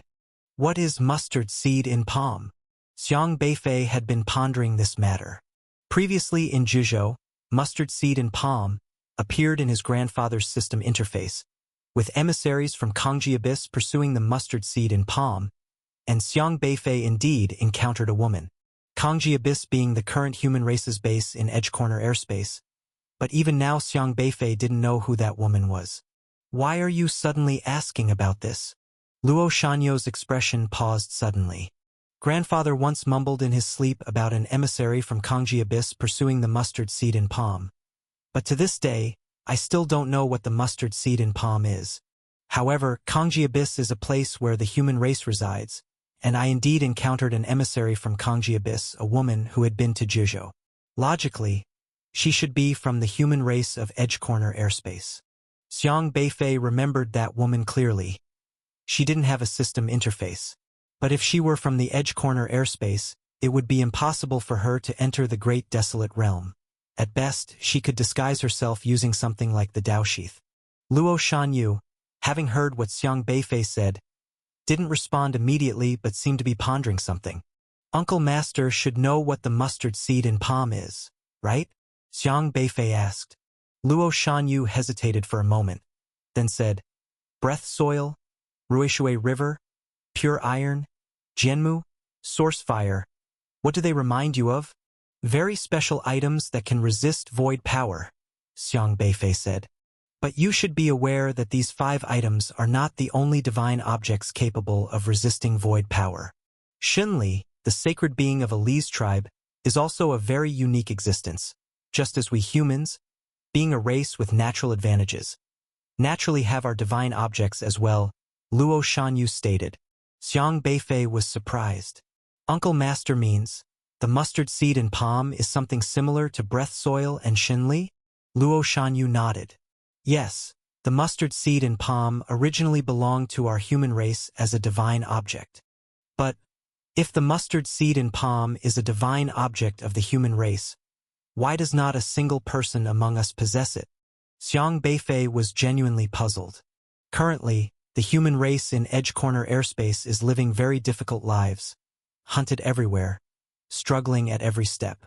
Even before Xiang Beifei arrived, they had to rely on Bloodwood for protection, and yet their own race's divine object, not a shred of it remains, which is truly hard to believe. The mustard seed in palm can only be nurtured by a strong individual from the ancestral Tao realm, which is the same for other races. Actually, it's not just our human race. Any race, if they cultivate to the ancestral Tao realm, can nurture a divine object specific to their race. And we humans. Luo Shanyu sighed but didn't continue. Xiang Beifei understood what Luo Shanyu was trying to say. The human race, up to now, does not have a single master of the ancestral Tao realm. Currently, the highest in cultivation is Fu Yuzi in the mid-stage of Ascendant Tao. Even if the human race encountered some cataclysm and declined, there should still be some mustard seed in palm left, right? Xiang Beifei asked. Wouldn't such a thing be preserved for future use? Just like the Rushu relics, though their tribe was extinct, there still are structures left standing. Luo Shanyu shook his head. No one knows what truly happened 100,000 years ago. The human race from Edge Corner airspace did not survive from such an ancient era. According to incomplete records within the tribe, it seems that the war 100,000 years ago led to the successive demise of many human race powerhouses, and subsequently the mustard seed in palm suddenly vanished without a trace, and no one knows why. 100,000 years ago, Edge Corner airspace was rife with conflicting forces and tribal dominance. But after that war, the Tao Palace took control of everything. Out of the 9 tribes, 8 perished, leaving only the Hutu tribe in power. In Edge Corner airspace, void power is extremely lethal, and any divine object used to resist void power is a rare resource. The pure iron of Rushu tribe, Ruishui River of Shenming tribe, Zhenmu of Jumang tribe, these are their foundational assets, and it is precisely due to the existence of these items that they initially had a base to establish their forces. The Tao Palace controls the breath soil resources, equating to controlling the lifeblood of all races. And it is precisely due to the existence of the breath soil that no race dares to oppose the Tao Palace. This implies that if the human race had the mustard seed in palm, it would have the capital to contend against the Tao Palace. Of course, Xiang Beifei presently has breath soil and era, but the core of the human race must also include the mustard seed in palm. The disappearance of the human race's mustard seed in palm is truly strange, Xiang Beifei said. He extended his hand. A light gleamed in his palm, and a mist appeared in his hand. This was the mustard seed in palm. Xiang Beifei initially obtained it from the chamber constellation, but he never figured out its purpose, so he never paid much attention to it. Does Uncle Master recognize this? Xiang Beifei showed the mustard seed in palm. Luo Shanyu examined the mist and asked, "What is this? Uncle Master doesn't recognize this?" Xiang Beifei was puzzled. "Should I?" "This is the mustard seed in palm," Xiang Beifei stated. Luo Shanyu suddenly froze. "This is the mustard seed in palm? Are you sure?" he asked, uncertain and suspicious. "Yes," Xiang Beifei nodded. "I've always been playing with this mist as if it were putty." Xiaohe snatched the mist with a laugh, molding the mustard seed in palm into the shape of Era. Luo Shanyu, observing the mist, was also quite astonished. "I thought the mustard seed in palm had vanished. Where did you obtain this? Are you certain this is the mustard seed in palm?" Luo Shanyu immediately took the mist, examining it closely. The mustard seed in palm was merely a ball of white mist, soft and pliable, yet it felt substantial to the touch. "Strange. Can't Uncle Master smell the scent of the mustard seed in palm on me?" Xiang Beifei asked. "What are you talking about?" Luo Shanyu was puzzled. "Back when I was in Juzhou, I encountered a woman from Kangji Abyss, and she could indeed smell the fragrance of the mustard seed in palm on me." Xiang Beifei recalled the last time at Ziho, at the unrestrained base, encountering a mysterious masked woman, whom he had always thought was an elder of the human race from Edge Corner airspace. "What woman?" Luo Shanyu asked. "It's this person." Xiang Beifei's eyes lit up with a gleam. Buzz! Those beams of light converged in midair, coalescing into a black-clad woman through spiritual power. He simulated his memory using yin and yang energy. The mysterious woman was dressed in black. Xiang Beifei couldn't discern her features, only recalling that her hands were as beautiful as jade, slender and elegant.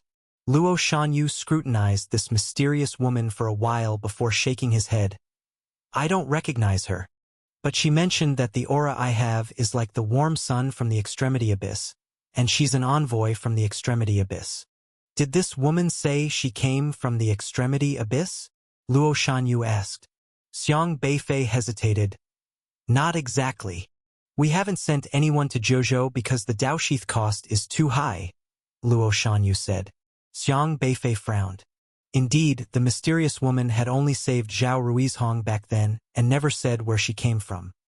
He had presumed that the mysterious woman was an envoy from the Extremity Abyss because he saw some strange words on his grandfather's system interface, which mentioned the envoy from the Extremity Abyss. It seems he made a mistake as he subconsciously associated the information from his grandfather with the mysterious woman. Perhaps this mysterious woman isn't from the Extremity Abyss. Strange. Then who is this mysterious woman? Xiang Beifei grew more perplexed. Luo Shanyu glanced at the mustard seed in palm in Xiang Beifei's hand, then asked, "Can you control this mustard seed in palm?" Xiang Beifei shook his head. "I've tried, but there's no way to control it. Can you, Master Uncle?" Luo Shanyu injected his own spiritual power into it, but his power vanished like a stone sinking into the sea, without any effect. "I can't either. Where did you get this mustard seed in palm?" Luo Shanyu asked. "I got it from my grandfather," Xiang Beifei said casually. "From Taoist Qingda? Could it be?" Luo Shanyu trailed off, not finishing his sentence, and instead fell into contemplation. Xiang Beifei said, "There's no need for Master Uncle to hide anything from me. I need to know his past to decide what to do in the future." He understood what Master Uncle worried about, that he'd run off to the Common Valley and leave the human race behind, extinguishing the hope they had just fostered. Luo Shanyu hesitated and said, "Before leaving, Taoist Qingda said he must find the mustard seed in palm, because only by finding it can the human race change the current situation." "So, he went to the Common Valley?" Xiang Beifei asked. Luo Shanyu was silent for a moment, then nodded. "But my grandfather was already an ancestral Dao realm expert. Why didn't he cultivate the mustard seed in palm?" Xiang Beifei asked. According to Luo Shanyu, any race that reached the ancestral Dao realm should possess mystical objects capable of resisting void power, which means Taoist Qingda should have been able to cultivate the mustard seed in palm. After all, the Common Valley incident was very famous back then, and Taoist Qingda single-handedly turned the Dao Palace on its head, which would be impossible without ancestral Dao realm strength. That's the key point. Taoist Qingda mentioned there was a mysterious presence deliberately targeting the human race, akin to the system's existence. It seems Taoist Qingda found the mustard seed in palm and gave it to you, Luo Shanyu asked. Hard to say. Xiang Beifei shook his head, because the origin of his spirit-gathering book is still a mystery. Era, breath soil, mustard seed in palm. These mystical objects are very special but all contained within it, suggesting that the spirit-gathering book doesn't just randomly seal abilities. It seals them with a purpose. Many aspects of the spirit-gathering book have greatly assisted Xiang Beifei, as if knowing he'd need these in the future. But did it really come from his grandfather? Xiang Beifei glanced at Xiaohe, who was sitting beside him yawning. Xiaohe came out of the spirit-gathering book, but there's no evidence linking him to his grandfather. Luo Shanyu said, "You won't go to the Common Valley, will you?" "I gave my word and won't break it," Xiang Beifei replied. "That's good." Luo Shanyu didn't probe further. Xiang Beifei didn't disturb Luo Shanyu's Dao contemplation anymore. His Dao embryos could assist Luo Shanyu in cultivation, so he needed to give him more time for practice. Meanwhile, Fu Yuzi and the others had entered cultivation mode, leaving him with the task of guarding the Extremity Abyss. He was patrolling the Extremity Abyss, where life had become calm, everyone having their own roles, some cultivating and others working. And, of course, Li Qianluo and the Wooden Kirin, two idlers, were on the slide. "Xiao Bei, come play on the slide. This is so much fun. I never knew children's toys could be this enjoyable." Li Qianluo was joyfully spinning on the slide, which she had modified using Shun Li powers. The slide had been transformed into a dizzying spin ride, flipping like a roller coaster and far beyond what kids could handle. "Is that meant for kids?" Xiang Beifei said, touching his forehead. He, having nothing better to do, sat on a nearby chair watching the two fools frolic. It's about building courage. Kids need to be brave from a young age. Otherwise, what will they do when they face the Dao Palace? Li Qianluo said with a grin. Exactly. This is really interesting. Era had nearly completed the human race's base construction, and with nothing better to do, he wandered around with Li Qianluo, sliding on the slide, lying down with his hoofs raised high. Sister Li, why aren't you comprehending the Dao? Xiaohe asked in confusion. She always acted like she had nothing to do and didn't seem to cultivate much. Yet her strength was undeniably high. Oh, you're talking about that. I've already grasped Xiao Bei's Dao. After a 720-degree spin in the air, Li Qianluo landed back on the slide and continued spinning. That fast? Xiaohe asked in surprise. I always cultivate quickly, haha. Li Qianluo said nonchalantly. Xiang Beifei looked at Li Qianluo, who was having a great time on the slide, puzzled why this girl, capable of flying and teleporting, had fixated on slides. But then again, this girl was indeed very special. To this day, Xiang Beifei didn't know the specifics of Li Qianluo's race, but she knew a lot and had provided Xiang Beifei with much help.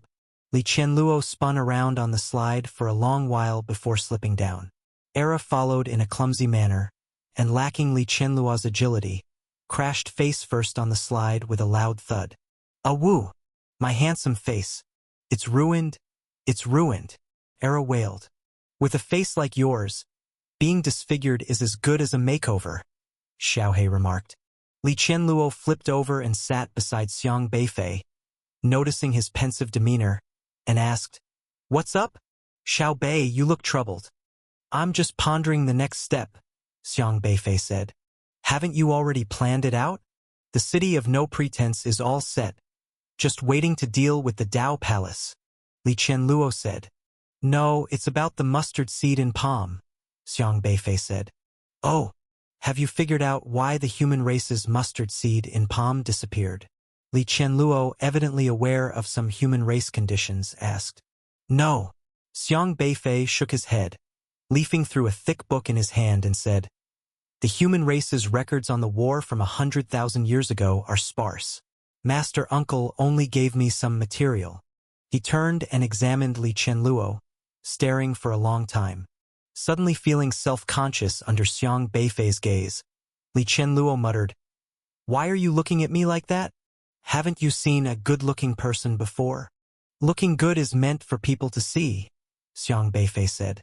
Li Qianluo pursed her lips and huffed. Let me ask you a question. During the battle 100,000 years ago, 8 of the 9 forces participated. The Treely race seems to be a very powerful tribe. Did your Treely race join the war? Xiang Beifei asked. Our race has always been quite low-key. We don't really like fighting and killing, Li Qianluo said with a cheeky smile. Xiang Beifei looked at her suspiciously. Why does it sound weird coming from you? Weird in what way? Sister Li, are you sure you don't like fighting and killing? Xiaohe said with a mischievous grin. Every time they were about to do something, Li Qianluo was always very enthusiastic. No matter how you looked at it, she didn't seem like a peaceful type. When it came to fights, she was the most eager. Li Qianluo said seriously, Every race must have a few oddballs, right? You have the nerve to talk about me. Xiao Bei, do you honestly listen to the elders? Xiang Beifei shrugged, pretending he didn't hear. So, did you participate in the war or not? Normally, the war 10,000 years ago was such a big deal that every race had to pick a side. No race could escape involvement, Xiang Beifei said. How would I know?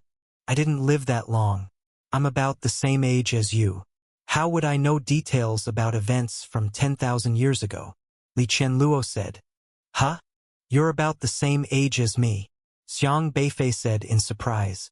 I'm 25 this year, Li Qianluo said cheerfully. Wow, is Sister Li really that young? Xiaohe blinked his eyes in surprise. How old did you think I was? Era interrupted from the side. I thought you had to be at least 1,000-year-old old lady. Pfft, you're the old lady. Li Qianluo glared at Era and reached out to tap Era on the head. However, this surprised Xiang Beifei. He considered himself one in a million, a genius with strong power and cultivation, but he didn't expect Li Qianluo's talent was not inferior to his, and she was around his age, already at the mid-stage of inquiring Dao. To Xiang Beifei, Li Qianluo seemed even more powerful than Luo Shanyu. This girl is not simple. Xiang Beifei could never quite see through Li Qianluo because she didn't have the inherent Dao embryo like other races. There was no way to simulate her Dao embryo into a system, making it impossible to determine what kind of soul cultivation she had. The human race trusted Li Qianluo because when they were homeless after being discovered by the Dao Palace, Li Qianluo extended a helping hand. So everyone thought of Li Qianluo as one of their own. However, hardly anyone had heard of the Tree Li race that Li Qianluo mentioned. Li Qianluo said, "Actually, I'm not very clear about the war 10,000 years ago. I've only heard bits and pieces. I'm not sure how reliable it is, but I'll just share what I know." "All right, go ahead," he said. Li Qianluo lowered her voice, speaking mysteriously. "I've heard that 10,000 years ago, the Heavenly Dao Order collapsed once." "The collapse of the Heavenly Dao Order, what does that mean?" Xiang Beifei asked. Li Qianluo spread her hands, shaking her head. "I don't quite understand either. It just collapsed, supposedly throwing the whole world into chaos, like returning to the chaotic period, and then the war began." "How did this Heavenly Dao Order collapse?" Xiang Beifei asked. "You've stumped me?" Li Qianluo said, spreading her hands. "There are scarce records left by any races regarding that war 10,000 years ago, like someone deliberately suppressed the details of that war." She hesitated for a moment, then continued, "I'm not sure if it's appropriate to tell you this, but I've heard that the key location of the war was in the Common Valley. The reason why the human race suddenly went from a major race to the brink of extinction is closely related to Common Valley. Your grandfather and father going to Common Valley must be to confirm this matter. Common Valley should hold all the answers, including the issue of mustard seed in palm that you want to know." Xiang Beifei furrowed his brows, carefully pondering Li Qianluo's words. Common Valley, decades ago, a powerful ancestral Dao realm figure named Wufeng stirred up chaos at Common Valley, attracting countless heroes from the Dao Palace and setting off a bloody storm. That Wufeng was Daoist Qingde. Since then, the location of Common Valley has vanished, said to be protected by the Dao Palace.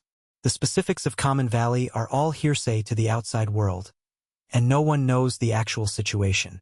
Just to be clear, Uncle Luo is worried and doesn't want you going to Common Valley. So don't say I told you this, or I'll get in trouble with Uncle Luo," Li Qianluo muttered. "Why? Are you afraid my master will give you trouble?" Xiang Beifei asked. "He's still your master after all," Li Qianluo whispered. "So what? How could my master possibly give you trouble?" "That's impossible, considering how much you helped him back then," Xiang Beifei said. Era blurted out, "Dummy! Once you become in-laws, you'd see each other often, as elders from one side to half an elder on the other. It's not something to be vague about." "Ha! In-laws?" Xiang Beifei didn't quite get it initially. "Chu Shi told me you two are a pair. That's awesome. I've never been to a wedding yet. I want to join the wedding night," Era said cheerfully. "Go, go, go. What nonsense are you talking about?" Li Qianluo glared at Era again. Xiang Beifei chuckled helplessly. This silly one doesn't know how to fight, but is quick to learn other remarks. "All right then, you folks continue playing," Xiang Beifei said, waving his hand, and got up to leave. Li Qianluo sat on the chair, resting her chin on her hand, watching Xiang Beifei's retreating figure, pondering. "Is the person master mentioned really Xiao Bei?" she murmured. After a while, she shook her head and pouted. "Damn it! What am I thinking?" Li Qianluo stood up with a huff and went off to play on her slide again. Xiang Beifei did not leave the Kangji Abyss again. He decided to cultivate properly first and improve his cultivation level. All the answers may only be unlocked in Common Valley, but his current power was clearly not enough to venture into Common Valley. He returned to his room, sat cross-legged, and took out the Spirit Gathering book, pondering over it. It was truly unfortunate. His cultivation had reached the middle stage of inquiring Tao, yet the Shin constellation could not be unlocked. The Shin constellation needed to unlock 10 seals of the early stage of inquiring Tao, and up to now, he still hadn't collected all 10 spiritual power crystals of the early stage. Last time at the Russia ruins, the diviner truly played the pig to eat the tiger, later giving Xiang Beifei quite a few spiritual power crystals. Then he went to Jingxi City, killing many from the Tao Palace and collecting some more. Currently, he had 7 spiritual power crystals of the early stage of inquiring Tao, 1 of the middle stage, 3 of the late stage, 2 of the early stage of ascending Tao, 3 of the middle stage, and 1 of the late stage. Having reached this level of cultivation, getting spiritual power crystals was already very difficult. After all, the higher the power, the fewer targets that fit. Such realms as Qi controlling, meridian opening, and God refining, getting spiritual power crystals wasn't too hard because the system exists, and one can easily get system rewards. However, at higher cultivation it's hard to find suitable ones. He couldn't just kill a master from a race with no grievances, as one must have principles. He would at most kill the elders of the Tao Palace. These Tao Palace lackeys had always persecuted the human race, and Xiang Beifei had no qualms in killing them. I need to think about how to collect spiritual power crystals, Xiang Beifei thought. If only he could have controlled the Russia ruins from the start. The Dian Jinsho of Russia ruins had countless powerful forces sealed, which could all be used as spiritual power crystals. However, it was unwise to venture into Russia ruins now. After all, Wu Kaimo died in Russia ruins, and the Tao Palace must be waiting for him in Russia ruins, possibly with an ancestral Tao realm master overseeing. This path wouldn't work, another way must be found. Right, Gu Hengzi? Xiang Beifei pondered when he needed to find Gu Hengzi. Back in Jingxi City, he spared 1 life of Gu Hengzi, precisely because Gu Hengzi had cultivated his Tao embryos which could be controlled by him. He decided to use Gu Hengzi as an inside man for contingencies.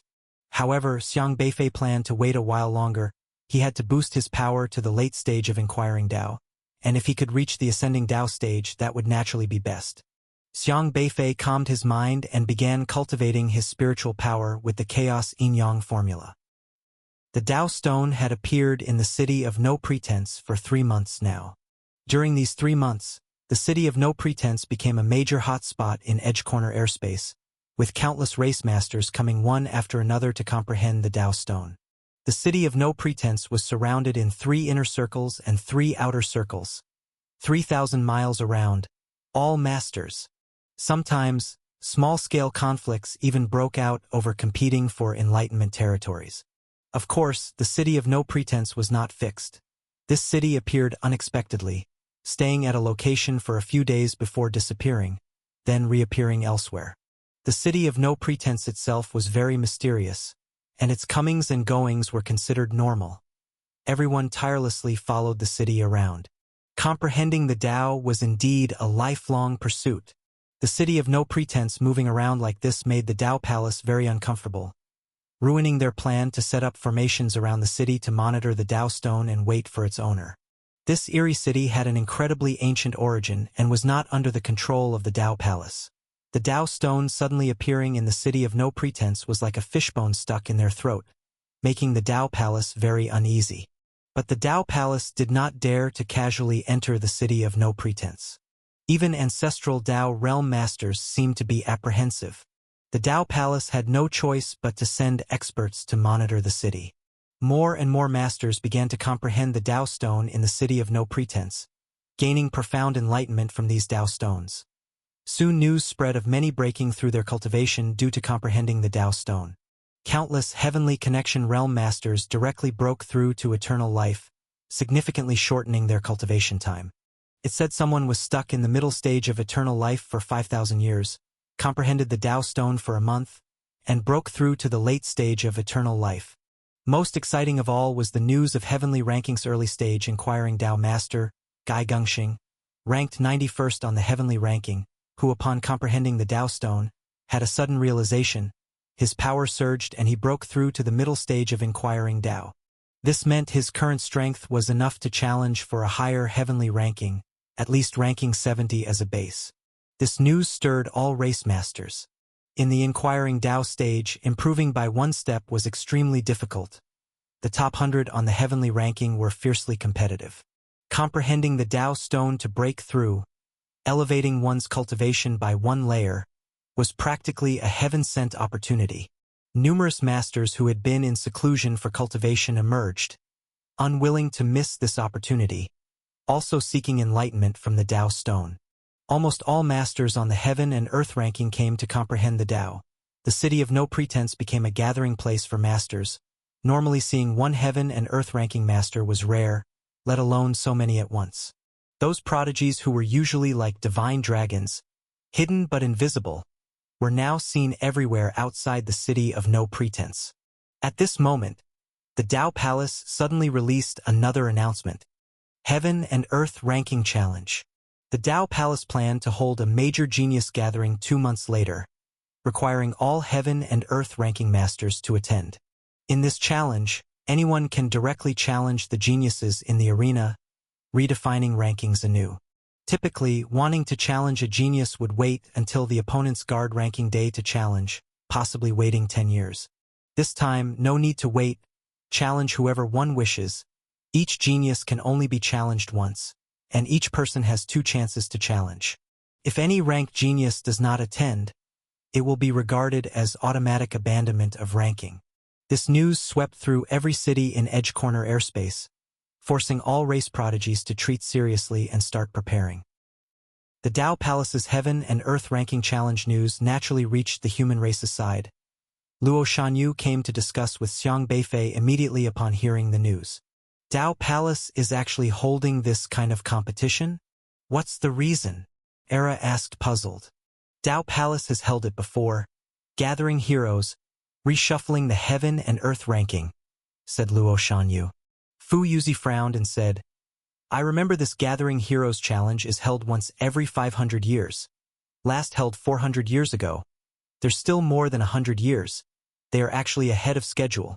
This kind of large-scale challenge the Dao Palace had held before, aiming to make the Heaven and Earth ranking more reasonable, holding once every 500 years, requiring all geniuses to attend for guarding ranks and kicking ranks. It also allows everyone to see the prowess of geniuses and to establish the prestige of the Dao Palace.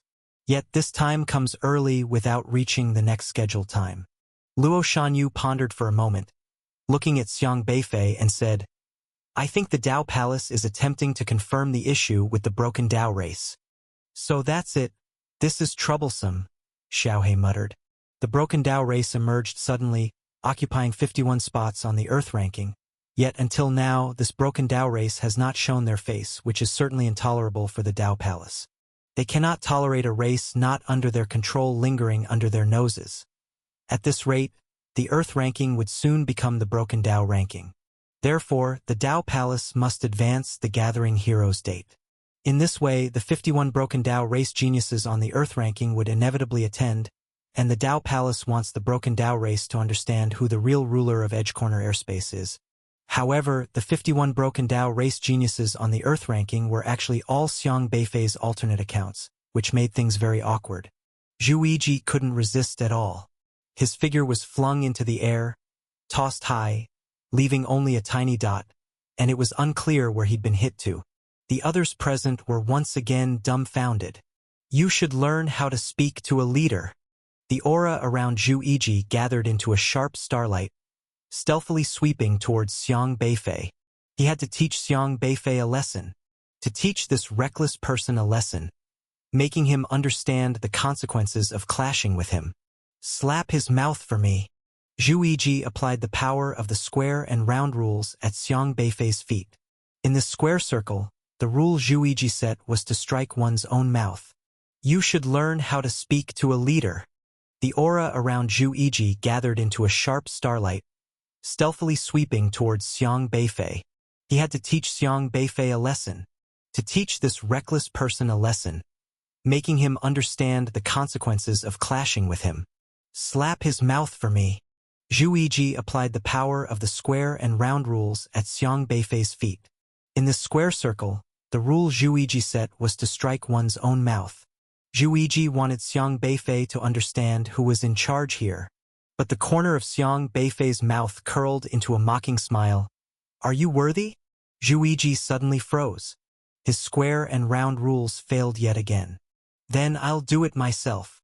3 consecutive failures left Zhu Yiji enraged and ashamed, his aura instantly sweeping and transforming into an invisible slap heading straight for Xiang Beifei's face. Xiaohe, we need to find an acquaintance to help us, and perhaps collect a debt, Xiang Beifei said.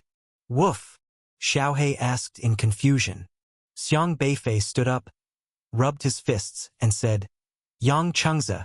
Yang Chengze is a leader at Yenzhou University, someone under Minister Zhu Yiji. Back when the incident with Zhu Xinjue changing his name occurred, Yang Chengze was involved and, under Zhu Yiji's instructions, used his SR-grade subtle influence to sway some students who suspected Zhu Xinjue was Zhu Pengfei. After Xiang Beifei led his team out of the withered forest, Yang Chengze tried to interrogate Xiang Beifei, even attempting to blame Zhu Xinjue's death on him. Unfortunately, he underestimated Xiang Beifei. However, last time Xiang Beifei's strength wasn't enough to truly influence Yang Chengze's thoughts, only able to slightly guide him, but now it was different.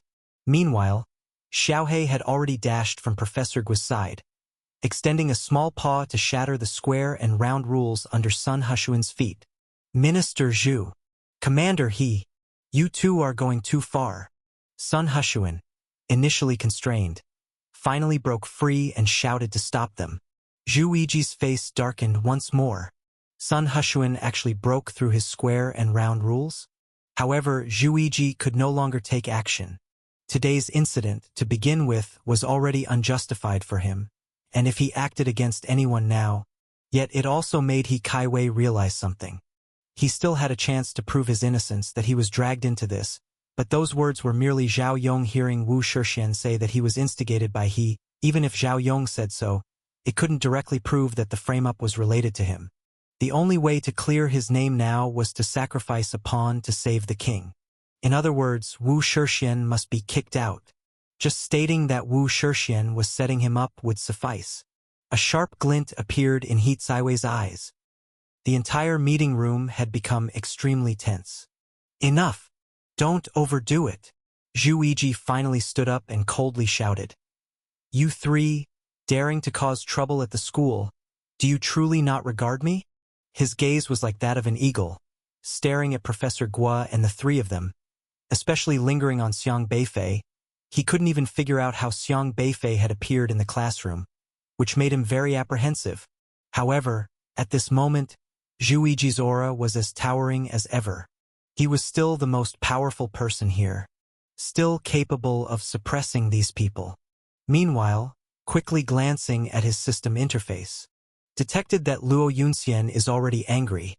Would you like to spend uniqueness value to enhance your own defense? 10 million. However, Luo Yunxian had already raised his hand. When He Kaiwei's momentum landed on the invisible barrier in front of Professor Guo, it was as if it slammed into a solid wall, and around this wall flowed strange spiritual power, dissolving and converting He Kaiwei's attack entirely, then guiding his attack back in the original direction, turning it against him. Buzz! He Kaiwei was once again repelled by Professor Guo's counterattack. More accurately, he was repelled by his own momentum. How could this be? He Kaiwei stared fiercely at Professor Guo. Previously, he only knew that Professor Guo was strong, but because Professor Guo was only at the mid-stage of orifice transforming, he never regarded the SR-level Professor Guo. But he overlooked one thing. Professor Guo, with his mid-stage orifice transforming strength, had limited attack methods, and his attack power wasn't significant, but he had the most formidable defense in the alliance. This kind of defense was his confidence to withstand the martial artists of late-stage orifice transforming with his mid-stage orifice transforming power. For him, the strongest defense was the counterattack. And He Kaiwei couldn't possibly shake him. What's the matter? Come clean! Zhu Yiji shouted. Zhao Yong slapped his forehead and said, Wu Shixian was muttering to himself at the time, saying that Zhu Yiji and He Kaiwei both wanted to deal with Luo Yunxian. So he wanted to handle Professor Guo next to Luo Yunxian, which meant framing Professor Guo needed us to make false evidence. If he succeeded in this matter, they would surely praise him. Yes. And someone named Zhu Yiji, like He Kaiwei, was also instigating Wu Shixian to frame Professor Guo. Zhao Yong blurted everything out in a rush. As soon as he spoke, the entire conference room fell silent. The 20-plus Liangzhou University leaders present were all gasping, feeling chilly. Zhu Yiji? Zhao Yong actually said that Zhu Yiji was also involved in framing Professor Guo. Everyone knows Zhu Yiji's frankness without evasion ability is witnessed by all. In this black square, absolutely no one can lie. So what Zhao Yong is saying now is 100% the truth. Zhu Yiji forced Zhao Yong to say that Zhu Yiji is also the culprit? Mr. E, how is your spiritual defense? Can you block the influence of your awakening system like Elder Luo? Xiang Beifei inquired. Many high-level system awakeners can use their system to manipulate lower-level systems. Yi Changfeng's strength and talent in the alliance are only slightly above average, but his advantage is not great. Barely possible, many in the alliance have issues with Elder Luo. They all want to probe Elder Luo's secrets through me, so I specifically followed Elder Luo to refine my spiritual power, not to his extent, but at least I can protect myself. Yi Changfeng's spiritual power is extremely strong. After all, he is also Elder Luo's direct disciple. Compared to Xiang Beifei, his talent seems insignificant, but in fact, he far surpasses other SRs. Many in the alliance are eyeing Elder Luo, naturally thinking of ways to get to him through Yi Changfeng. Those systems forcing truth-telling and confusing facts are all spiritual manipulation, so he specializes in spiritual defense training to prevent such things from happening. Xiang Beifei confirmed this point and then said, "This matter is actually related to me." He finally recounted the whole incident, but omitted the parts about Xiao Shang and his grandfather and that mountain. Yi Changfeng was extremely shocked after listening. Such a big issue, why are you only telling now? Why didn't you inform us earlier? If not me, at least Elder Luo. Yi Changfeng seemed angry, even a bit frightened. Although Xiang Beifei spoke casually, Yi Changfeng could imagine the situation at that time, how chaotic it was. Mr. Yi, how do you think Elder Luo would react if I told him? Xiang Beifei asked. Yi Changfeng hesitated slightly before realizing the situation. I was too impulsive. He also knew Elder Luo's temperament well. An old man who would immediately rush to settle scores with He Kaiwei. But the problem is, He Kaiwei daring to act would naturally have backup plans, making him completely shirk responsibility. In that case, Elder Luo would be at fault. Originally, Elder Luo was already ostracized by the alliance. Seeking revenge without evidence would be unwise. Yi Changfeng frowned while considering the pros and cons of the entire matter, then solemnly said, "No matter what, you must not admit to the murder, understand? I know. SR Awakeners, from the start of Meridian opening where they develop Chi Meridian, to condense the divine soul entering the God refining stage, require at least 3 to 5 years or even longer. SSR Awakeners also need around 2 to 4 years to reach the God refining stage. UR is the fastest. Within a year or two, they can enter the God refining stage without issue. The undeletable videos were all manipulated by it. The Alliance has various powerful network technology awakeners, yet when facing the videos set up by Xiaohe, they become duds. No matter how they use system items, they cannot delete the related videos." Then Elder Luo's lazy voice came from the corner. "Otherwise, how should they talk? The martial arts college relies on fists. Should you two fight?" Wei Tong turned his head to look, only to find Elder Luo sitting there. His expression quickly changed. "Fight? Are you kidding? Although he is SSR, he can't withstand even one punch from Yi Changfeng." On the side, and Shiyu realized something and spoke. "Have you reached the late Meridian opening stage?" Professor Guo also reacted, looking at Xiang Beifei in astonishment. He knows Xiang Beifei's talent is great, but normally speaking, by now he should only have mid-stage Meridian opening strength. How did he suddenly reach this level? Xiang Beifei pondered for a moment and shook his head. "Not yet." "Then what is your cultivation level?" Professor Guo asked cautiously. "Mid-stage Meridian opening," Xiang Beifei replied. It's not that he doesn't trust Professor Guo. Honestly, he's worried about Shiyu.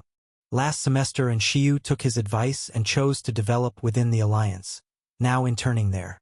The Alliance has been watching him, searching for his information, so they will definitely spare no effort in seeking a breakthrough from people around him, and Shiyu is evidently one of those.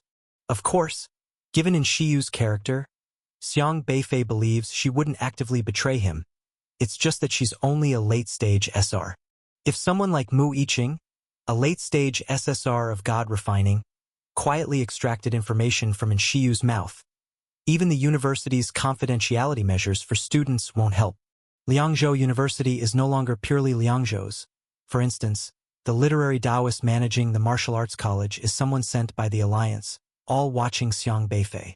He has already improved his strength quickly enough, awakening system within half a year, reached early-stage meridian opening, in less than a year reached late-stage, far surpassing the usual SSR. This terrifying cultivation speed, even UR awakeners can't achieve. If those people knew his cultivation had accelerated so quickly, they'd cause him troubles at all costs. Hence Xiang Beifei must keep this a secret, wait until he breaks through to the God-refining stage. Then he will truly possess self-defense capabilities, not fearing people like He Kaiwei. And he could also unexpectedly teach those lofty Alliance SSRs and URs a lesson. He had long spread this news, recently even showed his mid-stage meridian opening strength in front of many students, thus letting He Kaiwei relax. Now He Kaiwei would surely believe it was Elder Luo who killed those three, and dare not act recklessly. He Kaiwei and others will focus on Elder Luo, instead of paying attention to Xiang Beifei with only mid-stage meridian opening cultivation. This way, Xiang Beifei can secretly develop. Once he's strong enough, then he can charge out and engage them. So that's how it is. Professor Guo can still accept this level of strength, though he's visibly disappointed. He actually hopes Xiang Beifei's level was late-stage meridian opening. Then why did you inquire about the divine soul? Professor Guo asked again. His strong aura condensed into a sharp edge, silently landing on Ma Cainian. Ma Cainian shuddered at the sight of Xiang Beifei, frightened by his terrifying aura. Xiang Beifei is rumored to be able to kill late-stage meridian opening one-armed crabs with one punch. Appearing here isn't just for fun. Ma Cainian steadied himself, silently cursed. He's an Alliance official after all. Even if this kid is famous, he's merely a civilian, no power or influence. If anyone should be afraid, it's him. Xiang Beifei, what a big shot. Ma Cainian said sarcastically. Xiang Beifei remained silent, giving a detached glance, then walked towards Kong Daming and asked, I saw the phone message earlier. What happened to my grandfather? Not sure. He seemed uncomfortable earlier, so I helped him upstairs to rest. He's upstairs now. Kong Daming replied. Understood. I'll go check on him. Without a word, Xiang Beifei headed towards the stairs. However, Ma Cainian felt rather annoyed being ignored. Humph. Not even a courtesy. Scram. Xiang Beifei immediately said. Right? Ma Cainian's mind went blank, then inexplicably rolled, really rolling out of the room. Xiyin City is very large. Unlike the cities in the edge corner airspace that rely on a network of crisscrossing street scaffoldings in the air to maximize the limited breath soil space. This city is like the flatland city that Xiang Beifei understands. It's similar to the city of No Pretense, but much larger. Its area is enormous, at least over 100 square kilometers, quietly floating in the void, solemn and grand. This is also the largest city Xiang Beifei has seen since arriving in the edge corner airspace. In the great desolate realm, 100 square kilometers of land is nothing, but in the precious land of the edge corner airspace, it's quite different. Constructing such a city requires a significant amount of breath soil. In comparison, it's like building such a mega-city with a huge amount of real gold and silver. But this is one of the three main cities of the Dao Palace, and they inherently control breath soil resources, so there is no surprise at its scale. When Xiang Beifei first saw this city, he considered not the amount of breath soil used, but the formation of this city. The formation contained within Xiyin City is very special, imbued with a dense and solid aura, like a tortoise shell cast over it. To Xiang Beifei's surprise, he could not perceive the so-called breath soil aura. Instead, he sensed an ancient aura, old and remote. This aura, upon delicate perception, seemed oppressive, even making him wary. He searched for the source of this aura, gazing down from a height, and soon saw a sharp spear standing there. The spear was thousands of meters long, entirely brown, located at the very center of Sheen City, extremely obvious. This towering spear seemed to pierce through Sheen City, with a part protruding above the city and a symmetric part below. The strangest thing was, this city floating in the void was not static, it was rotating slowly, and along the section of the spear at the city's center. If one had to describe it, Xiang Beifei felt the city was more like a giant spinning top, with the spear penetrating the city, driven by a mysterious and unpredictable force acting on the spear, causing the entire city to spin. This spear emitted a very familiar aura. Xiang Beifei felt he had seen a similar existence before. What is this thing? Xiang Beifei asked, puzzled. What is it? Li Qianluo asked. That spear, Xiang Beifei replied. Li Qianluo stroked her chin, her gaze also shifting to the iconic structure at the city's center, enlighteningly said, "Oh, you're talking about the Dao Palace's ancestral artifact." "What is an ancestral artifact?" Xiang Beifei asked. "You don't know about ancestral artifacts?" Li Qianluo was quite puzzled. "I've never heard of it. You yourself have ancestral artifacts, and yet you claim not to know about ancestral artifacts?" Li Qianluo was shocked. Xiang Beifei was also slightly stunned. "What ancestral artifact do I have?" "Wufing, that broken sword. It's left to you by Grandpa Xiang." "Wufing is an ancestral artifact," Li Qianluo explained.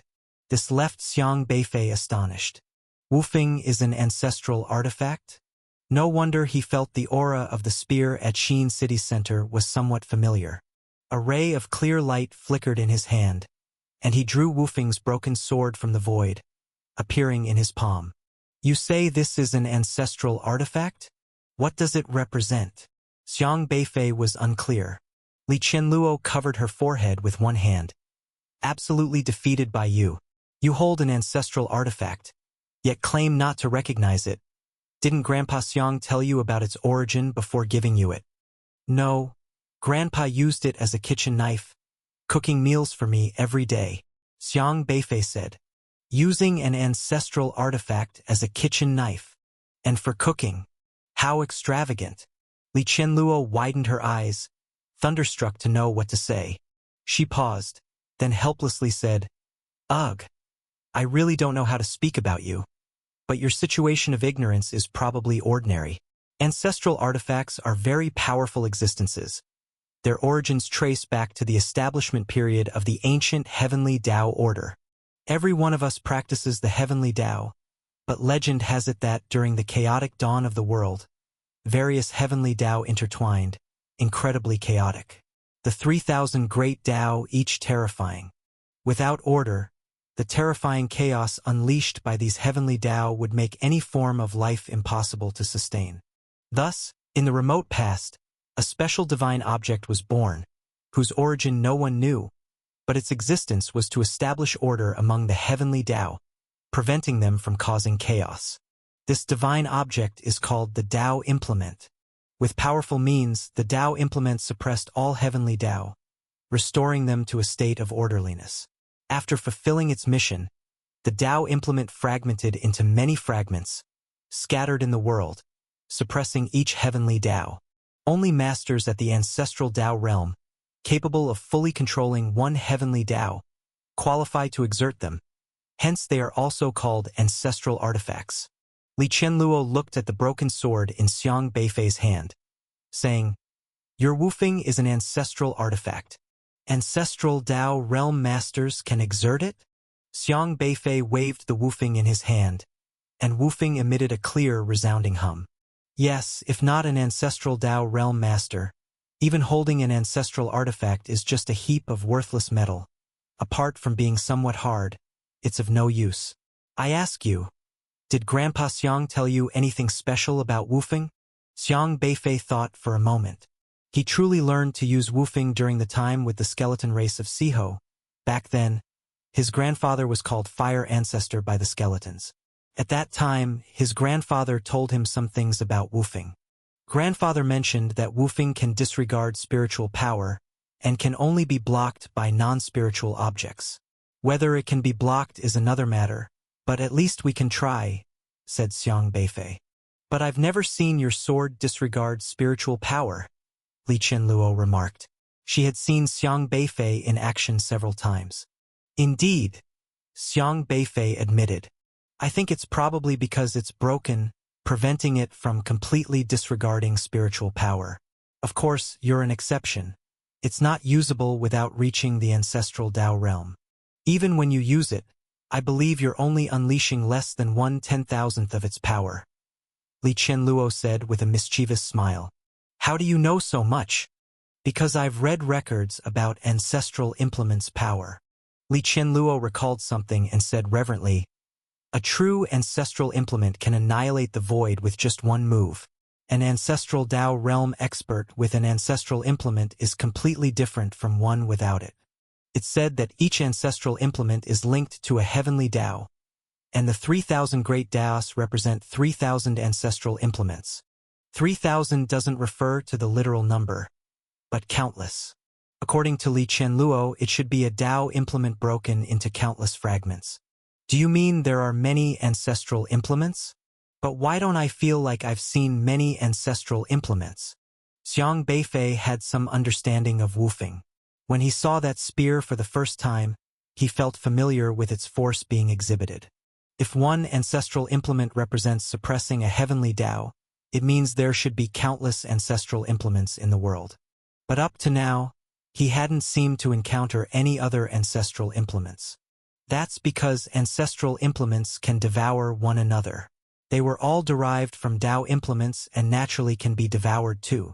From the establishment of the ancient heavenly Tao order to now, who knows how many years have passed. Many powerful beings set their sights on ancestral implements. Once they have their own ancestral implement, they seek others. It's said that initially, each race had an ancestral implement, allowing them to cultivate that heavenly Tao. But with unequal strength among races, the ancestral implements of weaker races were stolen and continually refined and merged. The more fragments an ancestral implement has, the stronger the Tao implement's origin becomes, making the ancestral implement itself stronger. Now perhaps there aren't many weak ancestral implements left in the world. The time span from the establishment of the heavenly Tao order to now is measured in hundreds of millions of years. With people trying to collect and refine ancestral implements, it estimates that most have been refined by now. In the ancient era, ancestral implements probably appeared frequently, almost ubiquitous, but now they're as rare as phoenix feathers and unicorn horns. Xiang Beifei stared at the broken Wufeng sword in his hand. A possibility suddenly struck him. Li Qianluo lowered her voice and asked softly, Xiao Bei, you mentioned this is a broken sword, meaning this ancestral implement has shattered before. Could it have been broken by a more formidable ancestral implement? Xiang Beifei glanced at Li Qianluo. Her thoughts often coincided with his. I am considering that possibility too, he replied. Li Qianluo added, speaking of which, you have many ancestral implements in your hands. Those 5 pieces of stone are also ancestral implements. Of course, you've only found 3.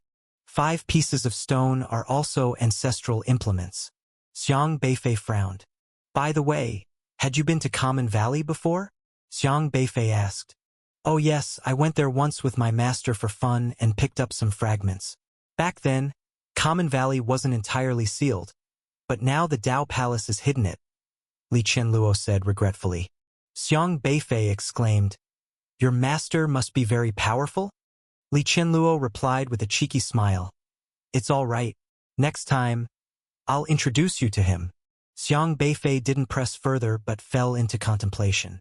He then looked to the distant spear and asked, If the Wufeng sword is broken and the 5 pieces of stone are shattered, doesn't that mean if these fragments fall into the Tao Palace's hands, they'll absorb them? No, for an ancestral implement to absorb another, it must absorb a complete one. Because an ancestral implement represents the control over a heavenly Tao, if it's shattered, it doesn't count as complete control over a heavenly Tao. So I am sure the remaining 2 pieces of the 5 pieces of stone should still exist, as does your broken sword. Just not sure where they ended up, Li Qianluo explained. I see. Xiang Beifei became even more intrigued by the so-called ancestral implements. During the battle at Common Valley, Wufeng was broken, and the 5 pieces of stone shattered. Taoist Qingde must have encountered a mightier ancestral implement. Is it this spear from Xin City? While he pondered this, Xiao He on the other side suddenly asked, "Why do I feel something's off? Isn't that city getting closer to us?" Xiang Beifei and Li Qianluo looked up and discovered that Xin City had moved silently towards them while rotating. Originally 2 kilometers away, it was now less than a kilometer from them. At this moment, the spear piercing through Xin City suddenly emitted a vibrating hum, releasing a thick aura that surged outwards, swiftly searching in their direction. The woofing in Xiang Beifei's hand also began to tremble, as if stirred by a fighting spirit, wanting to confront that spear. Not good. That spear has sensed woofing. Xiang Beifei quickly realized the danger. He might not understand ancestral implements well, but it was clear enough that 2 entirely different ancestral implements being too close meant inevitable repulsion. "Put it away! Put it away!" urged Li Qianluo. Without needing her reminder, Xiang Beifei had already stuffed both the broken woofing sword and the brick into the spirit-gathering book. Simultaneously, a terrifying divine sense silently emanated from within Xin City, crashing like a tidal wave. An ancestral Dao realm expert. Xiang Beifei and Li Qianluo both turned pale, immediately leaning against each other, yin and yang energies swiftly circulating around them, encasing them. Buzz! The terrifying divine sense swept over their bodies. Xin City. A figure stood on the spearhead, surveying the entire void. This was a domineering middle-aged man, with flowing brown hair and eyes flickering with golden light, like a war god standing in the void, making everything else seem dull in comparison. An ancestral Dao realm expert from the Dao Palace. Though he stood high with a dazzling backdrop, it seemed no one noticed his presence. There were countless experts in the void, masters from other races here to join the excitement. Unable to find a spot to rest inside the city, they had to watch from outside. The masters here were many, numbering in the thousands at least. In a moment, the middle-aged man's divine sense scanned everyone effortlessly, and he quickly let out a soft exclamation. Was that the aura of an ancestral implement just now? The middle-aged man muttered to himself. He searched Xin City once more but still found nothing. The aura didn't last long. The spear seemed to have just sensed it, but by the time it prepared to approach, the ancestral implement's aura vanished. Daring to provoke the Litian spear with an ancestral implement, the middle-aged man stood on the spear's tip, looking down at the ancestral implement as it trembled, filled with a fierce fighting spirit.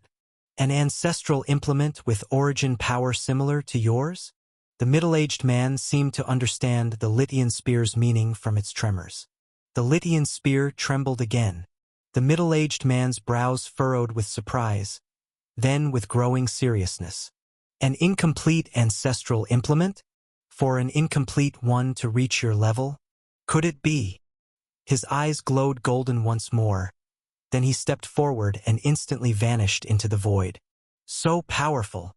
Xiang Beifei gazed from afar at the Litian spear. Earlier, when the middle-aged man stood atop the Litian spear, his aura was incredibly strong, yet no one around him could see his silhouette, as if he was completely overlooked, without noticing any oddities about the Litian spear. But Xiang Beifei did see it. Dao practitioner, Wu Yanwei. Dao embryo, Huda Dao. Realm, ancestral Dao. Master of the ancestral Dao realm, terrifying. The aura just exuded was tremendously formidable, centered on him and enveloping everything within tens of thousands of miles. Any slight disturbance could be detected by him. Though Wu Yanwei hadn't pinpointed Xiang Beifei's location, Xiang Beifei understood clearly, if faced alone, even with the strongest invisibility abilities, any movement would be noticed. Xiang Beifei found it challenging to completely evade this degree of divine sense search. Seems quite difficult to deal with, Xiang Beifei remarked. Luckily, he's gone. Li Qianluo also clearly saw Wu Yanwei standing atop the Litian spear. By the way, should we sneak in and take a look now? Xiao He asked. I'm not sure if the blood soil formation can detect me yet, Xiang Beifei replied. The Dao Palace captured members of the human race crafting blood soil, specifically identifying humans. Xiang Beifei was part of the human race and would likely be targeted. If the formation's aura could be identified by Xiang Beifei, he might find a way to disguise using yin and yang energy, but without identifying the blood soil formation's aura, he's unsure how to disguise. You could disguise yourself as a master of another race. Transforming into another race should prevent the blood soil formation from marking you, Xiaohe suggested. Hard to say, mainly unsure if it could be concealed from that spear. Xiang Beifei said. After understanding what an ancestral artifact signifies, he must consider the variables within. Even though he owns an ancestral artifact, the one he controls differs from the one the Dao Palace controls. His ancestral artifact is incomplete, and he's not an ancestral Dao realm master, unable to fully wield the ancestral artifact's power, but the opponent's ancestral artifact is genuine. Xiang Beifei even speculated that being unable to perceive the blood soil is strongly connected to that spear.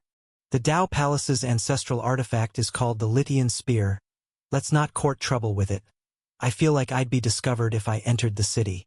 Li Qianluo mused, stroking his chin. If you're both worried, how about I go in and take a look? Xiaohe proposed. You're just a kid, not capable of fighting. Going in is too dangerous. Li Qianluo patted Xiaohe's head. I can't fight, but I can run. They can't see me. Xiaohe's invisibility ability is formidable. No way. Last time you were trapped in the Rushu relics.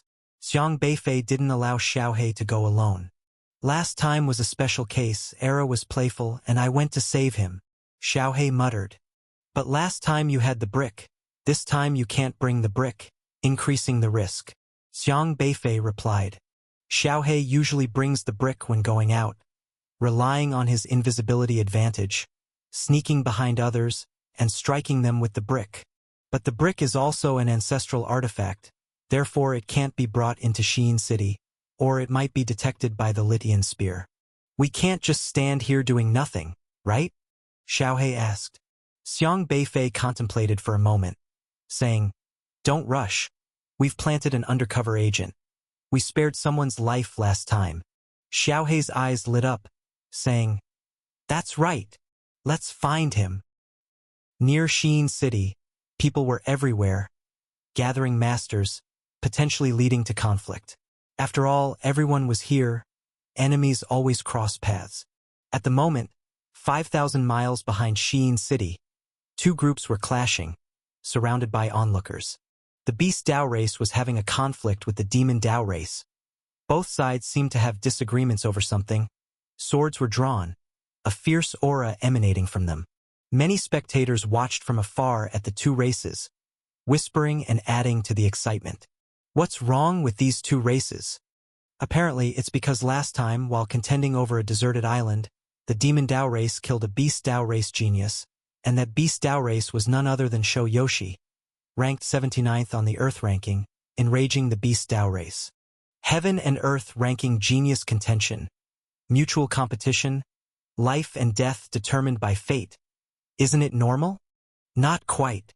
It happened just when Emo Chioza from the Demon Dao race assassinated Shou Yoshi. Emo Chioza? Emo Chioza ranked 59th on the heavenly ranking. Yes, exactly him.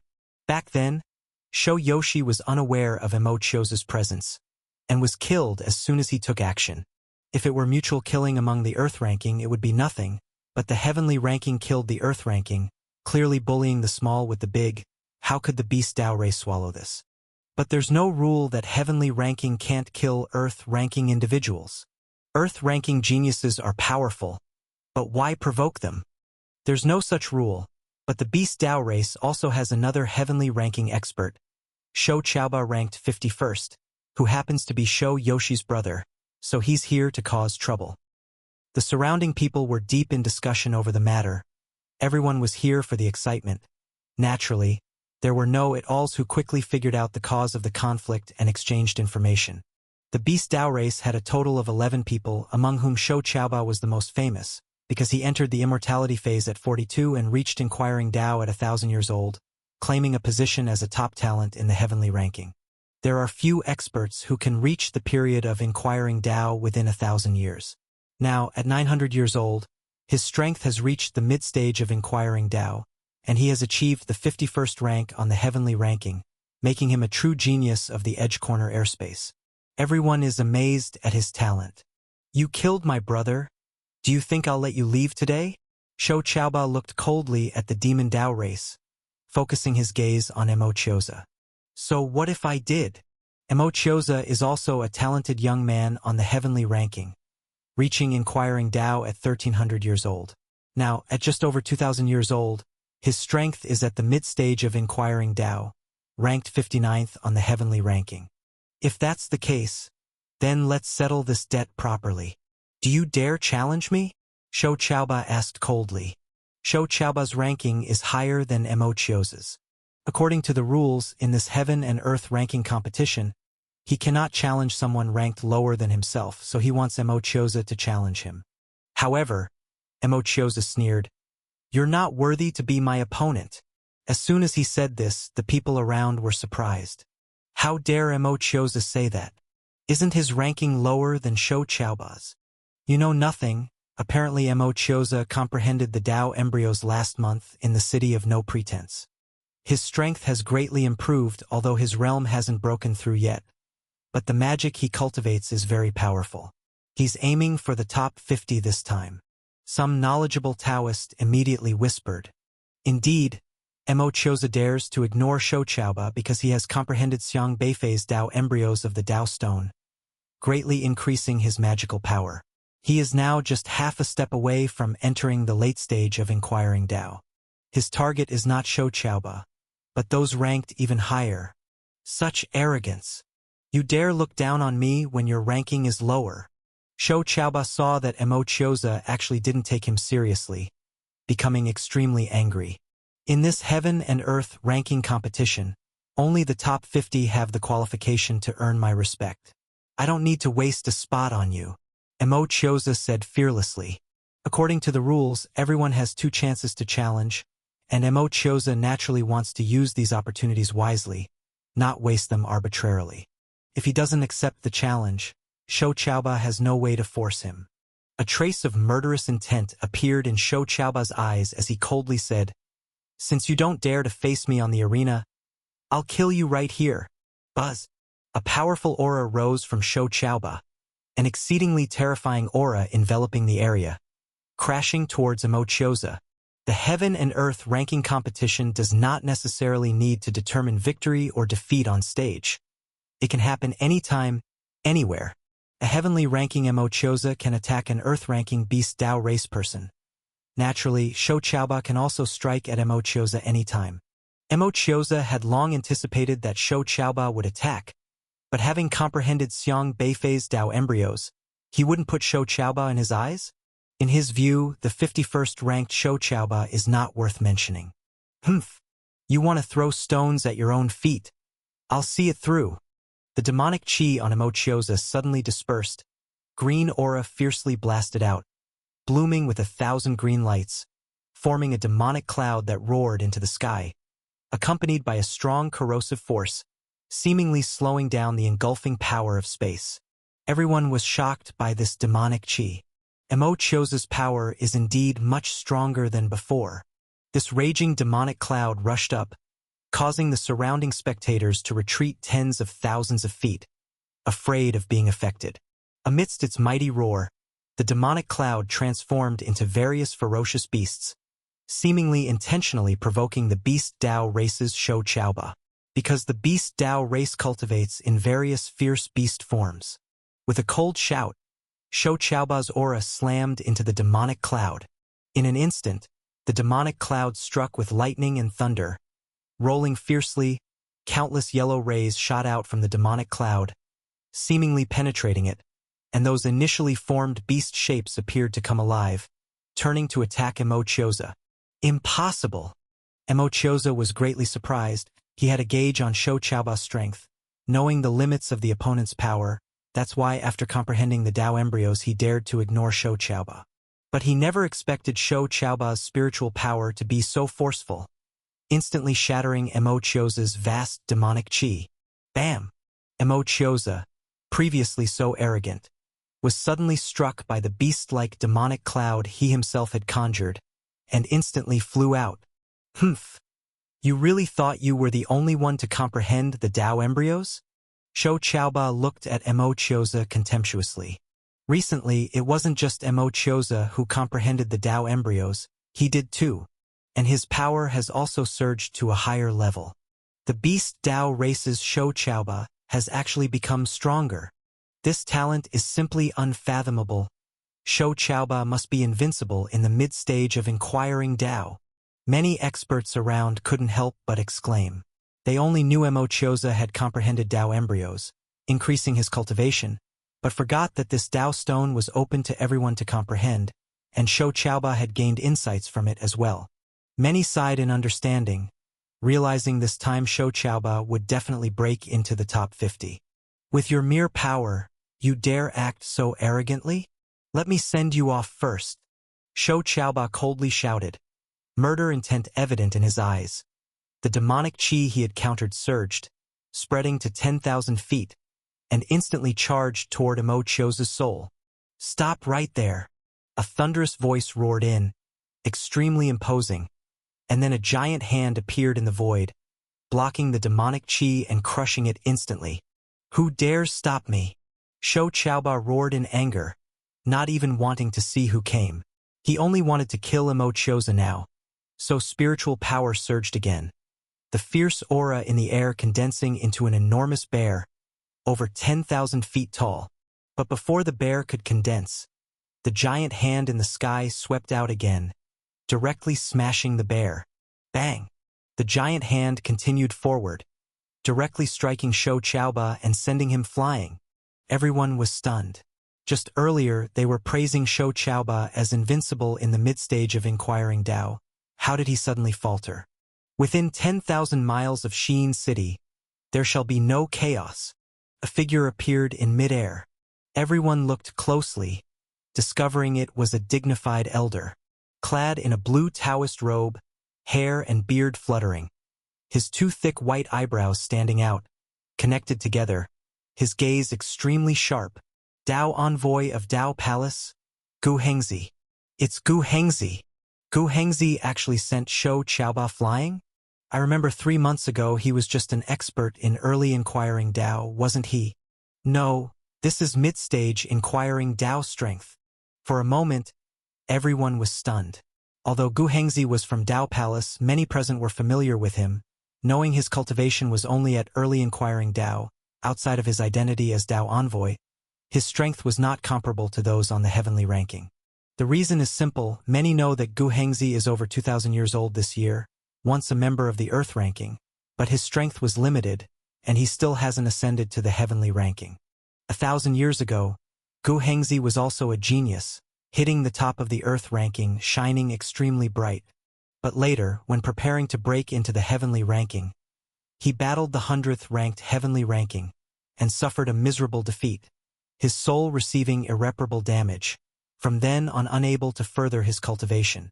The Earth ranking age limit is 1,000 years. He exceeded that age and was directly off the ranking.